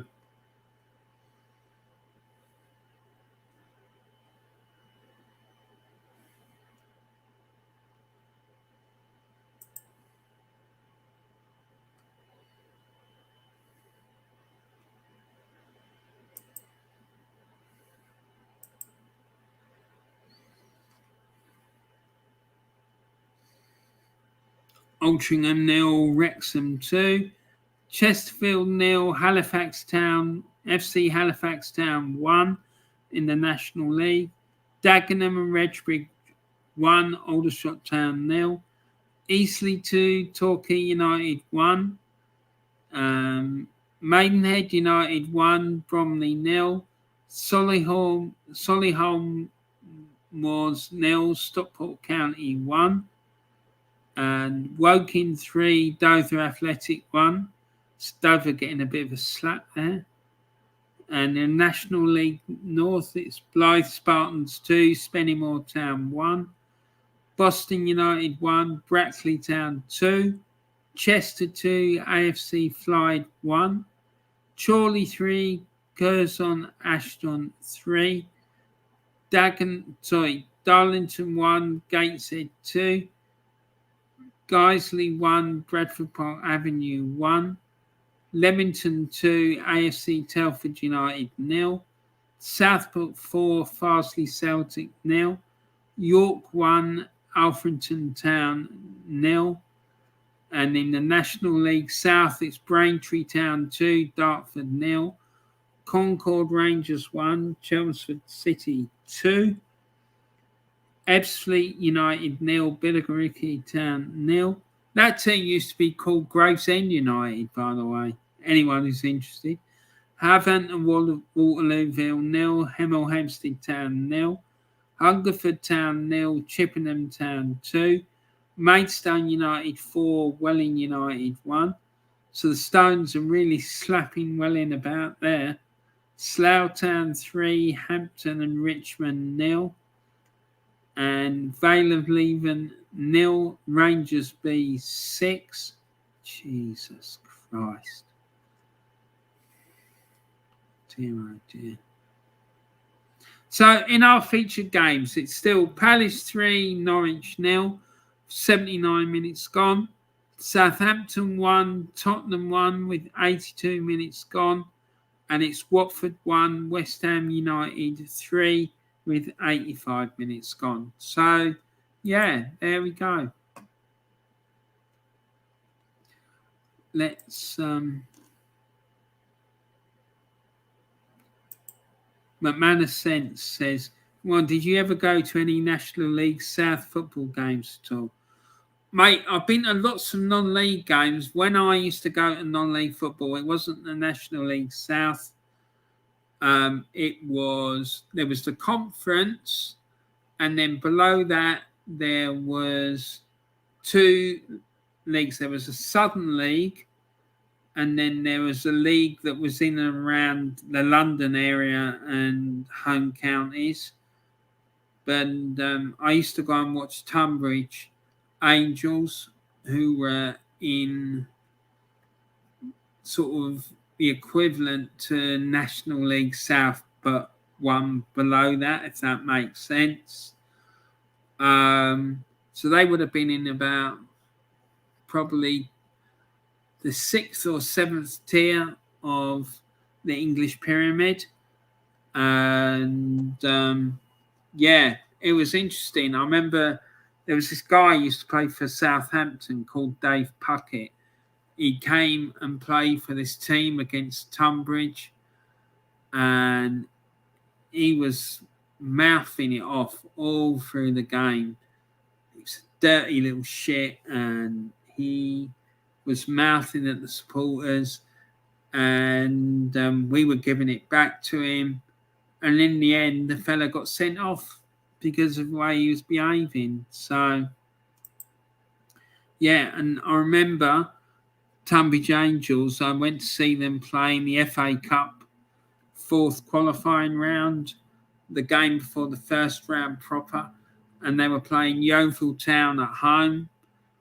And Yeovil Town then were like in the conference, which was the 5th tier of English football, the league below the 4th division, as it was then, the 4th tier of English football. And Tunbridge would have been in tier 7 or 8 of English football. And Yeovil went into a 2-0 lead in 20 minutes. Then Tunbridge then started getting back into the game. They pulled a goal back, and Yeovil managed to hold on for the win. But yeah, and there was about 1,200 people at the game, which was quite a big attendance, really. And a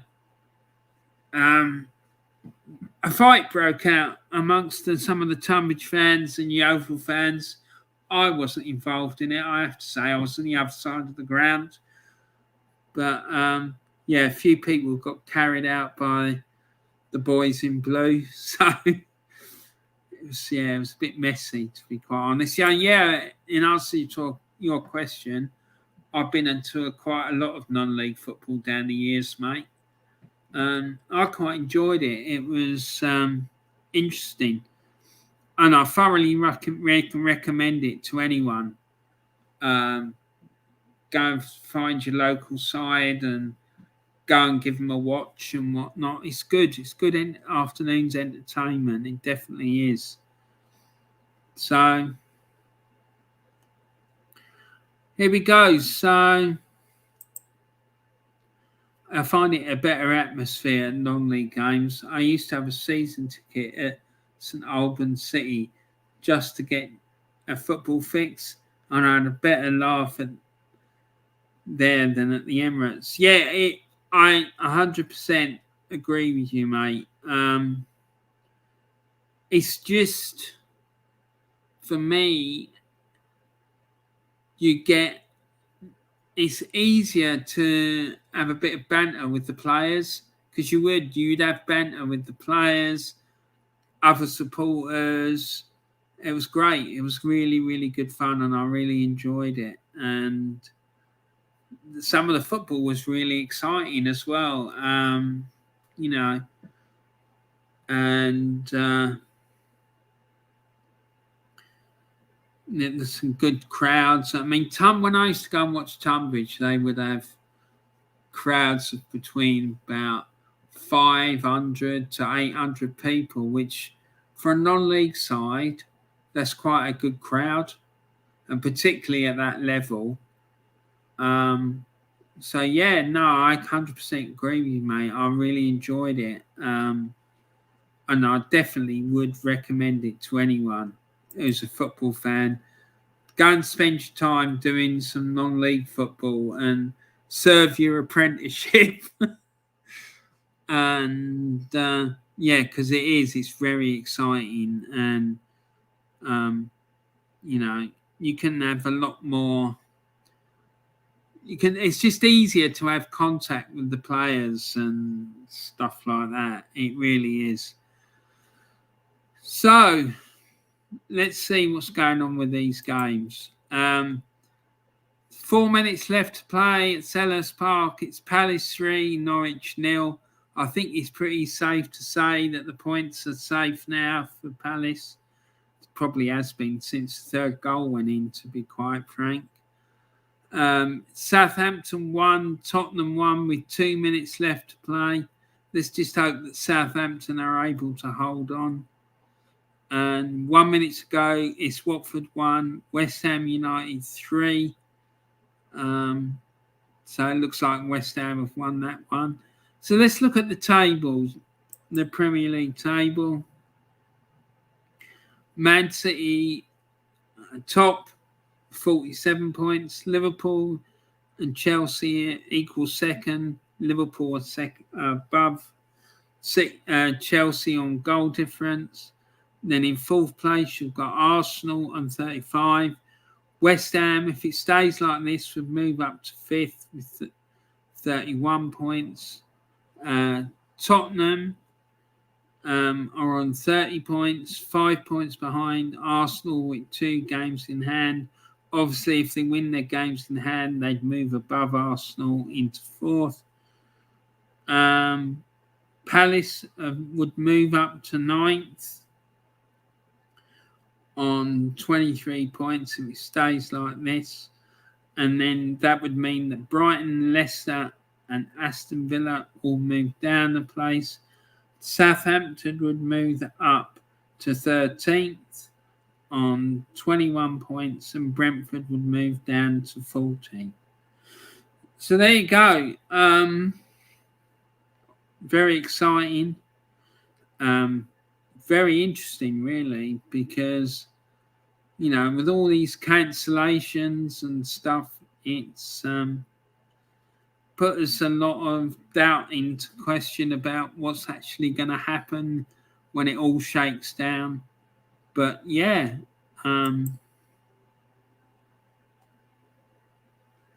so, and there's been another goal.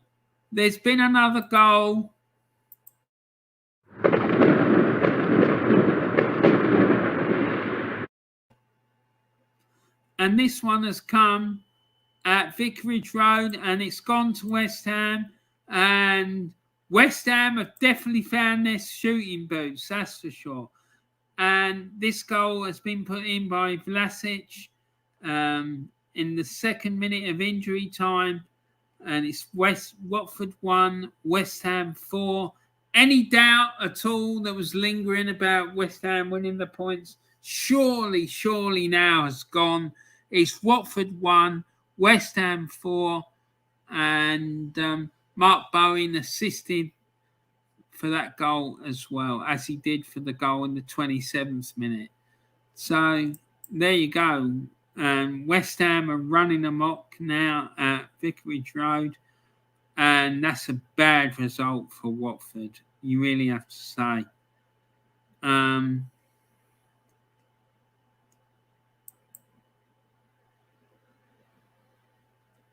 So there you go.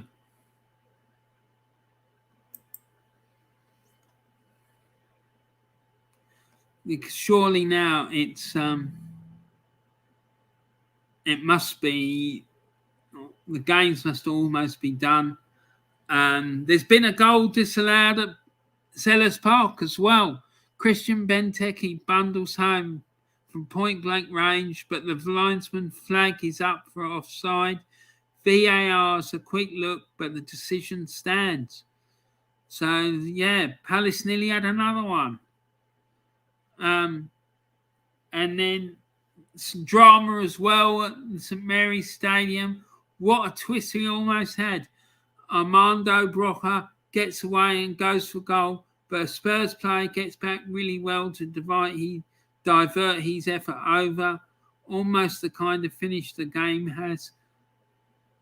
Almost the kind of a finish to the game that has a football report writer screaming in agony. What? I fucking don't get that. And it's full time at Vicarage Road, and it's ended Watford 1, West Ham 4. So Watford has won, West Ham 4.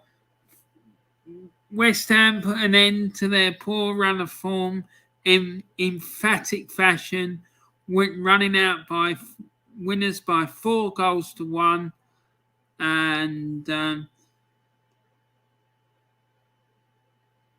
West Ham must be absolutely delighted with that result. Goals from Soucek in the 27th minute, Ben Rama in the 29th minute, Noble with a penalty in the 58th minute, and then Vlasic in the 2nd minute of injury time.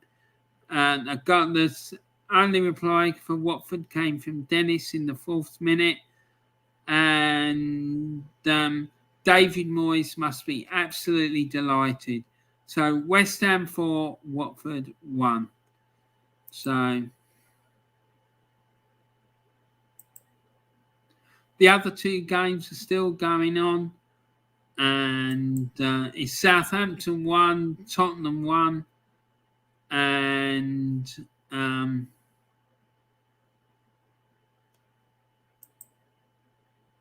it's Palace 3, Norwich 0. So let's just put that on, and let's quickly go back over here. And there's another comment in the chat. And McManus says, I found it. Oh, yeah, I've read that. And Old School Gunner says, later, lads. Great stream, Warren. Get well soon, McManus. Thanks very much for popping in, Old School. Thank you for all your comments and all your support. I really appreciate it, Matt. Really appreciate it, mate. Take care of yourself and speak soon. Take care, buddy. Take care. Thanks for coming. Cheers, mate. And yeah, let's get back. Let's get back to these games. Right. Palace 3, Norwich 0. Norwich want a late penalty as Adam Idar goes down under Vicente Guayata's challenge, but Paul Tierney's having none of it. No late consolation for the Canaries, it seems. Yeah. So it looks like the Canaries ain't going to get their cuttlefish today, by the looks of it.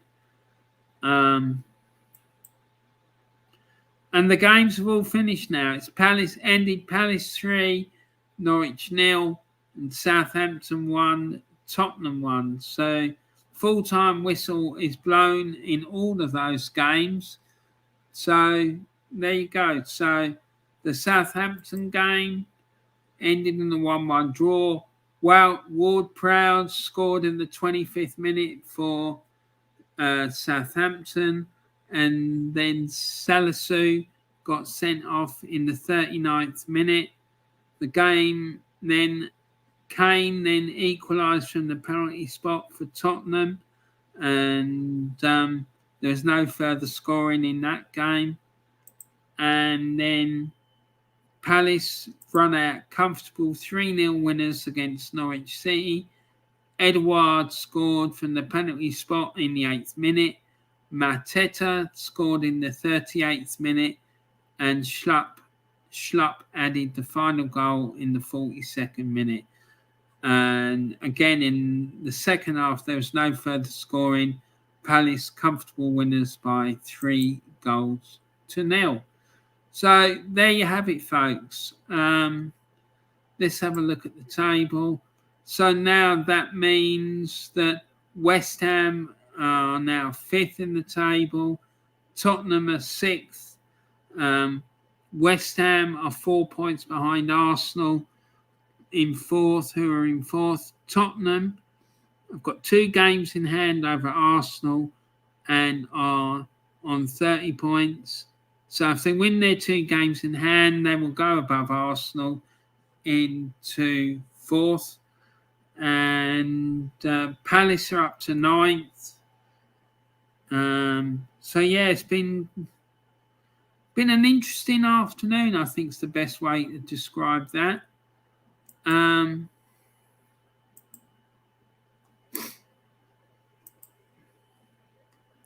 So a good afternoon for West Ham. They got their poor form out of their system, and they won fairly comfortably in the end by 4-1 at Watford. Let's have a look at that league table again. I just want to see. Yeah, so Watford still sitting 4th bottom. Burnley have 2 games in hand on them and are just 2 points behind. So it's looking quite precarious at the moment for Watford. But when you're down that bottom end of the table, games in hand are of little use, really. You really need to have the points.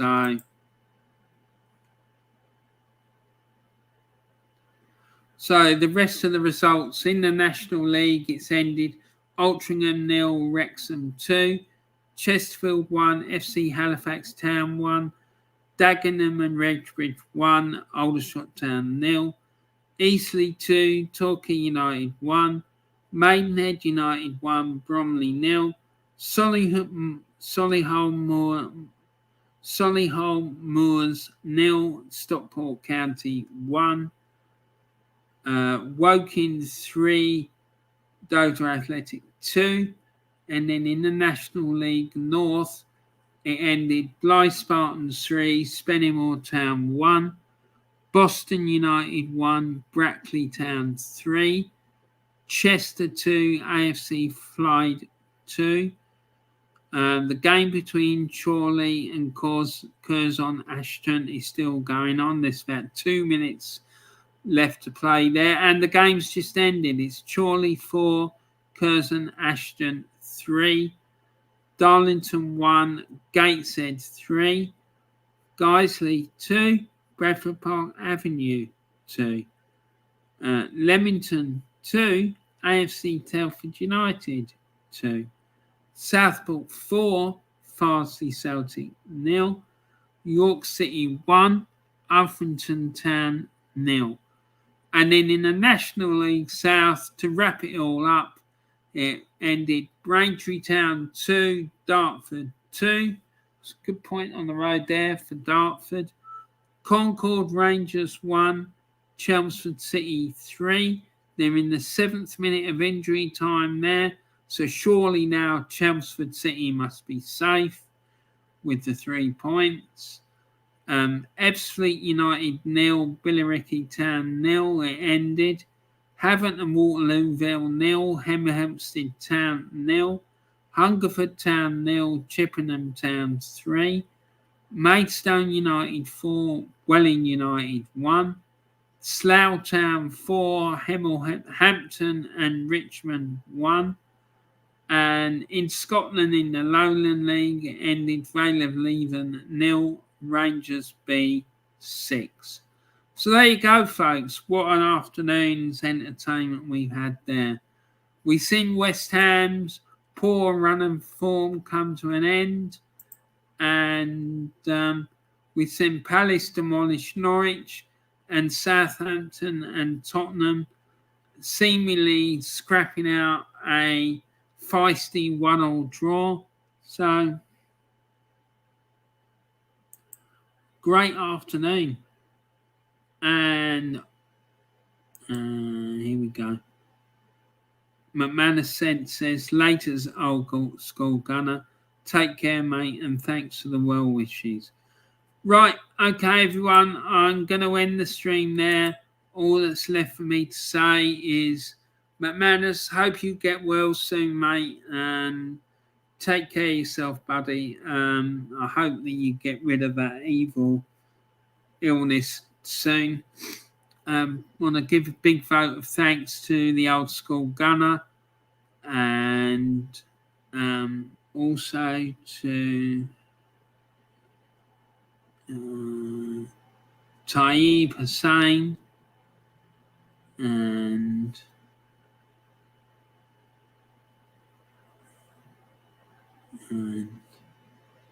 Drawn by Dre, and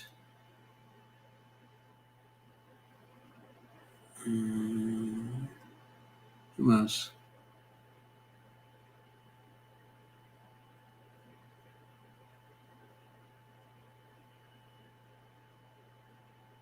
Yeah, so give a big vote of thanks to all those people.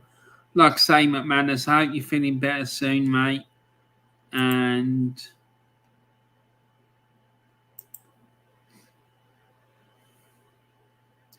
McManus says, latest Warren, and thanks for the well wishes. Great stream, mate. I'm glad you enjoyed it, mate. And probably tomorrow I'm going to come back on and do a review of match day 19's fixtures. So that should be quite interesting. There was a lot of really interesting games in that match day. So, look out for that for tomorrow. So thanks very much for watching, everyone. All of those watching on playback, please put in the comments section what you thought about today's games, what you thought about the sending off of the Southampton player in the Tottenham match. Also, just about West Ham ending their poor run of form and the way that Palace dispatched of Norwich. Is that it now? Do you think that's the end of the road for Norwich for this season in the Premier League? Put it all in the comments section. Let me know your thoughts about that. That would be fantastic. Anyway, guys, don't forget to put a like on the video. Don't forget to subscribe. Don't forget to share the video around. I'd really appreciate that. Thanks a lot, guys, and I look forward to seeing you all again really soon. And thanks very much for watching. I hope you have a great rest of your day, and take care of yourselves, and make sure you spread some love and kindness around the world. And I'll speak to you all again soon.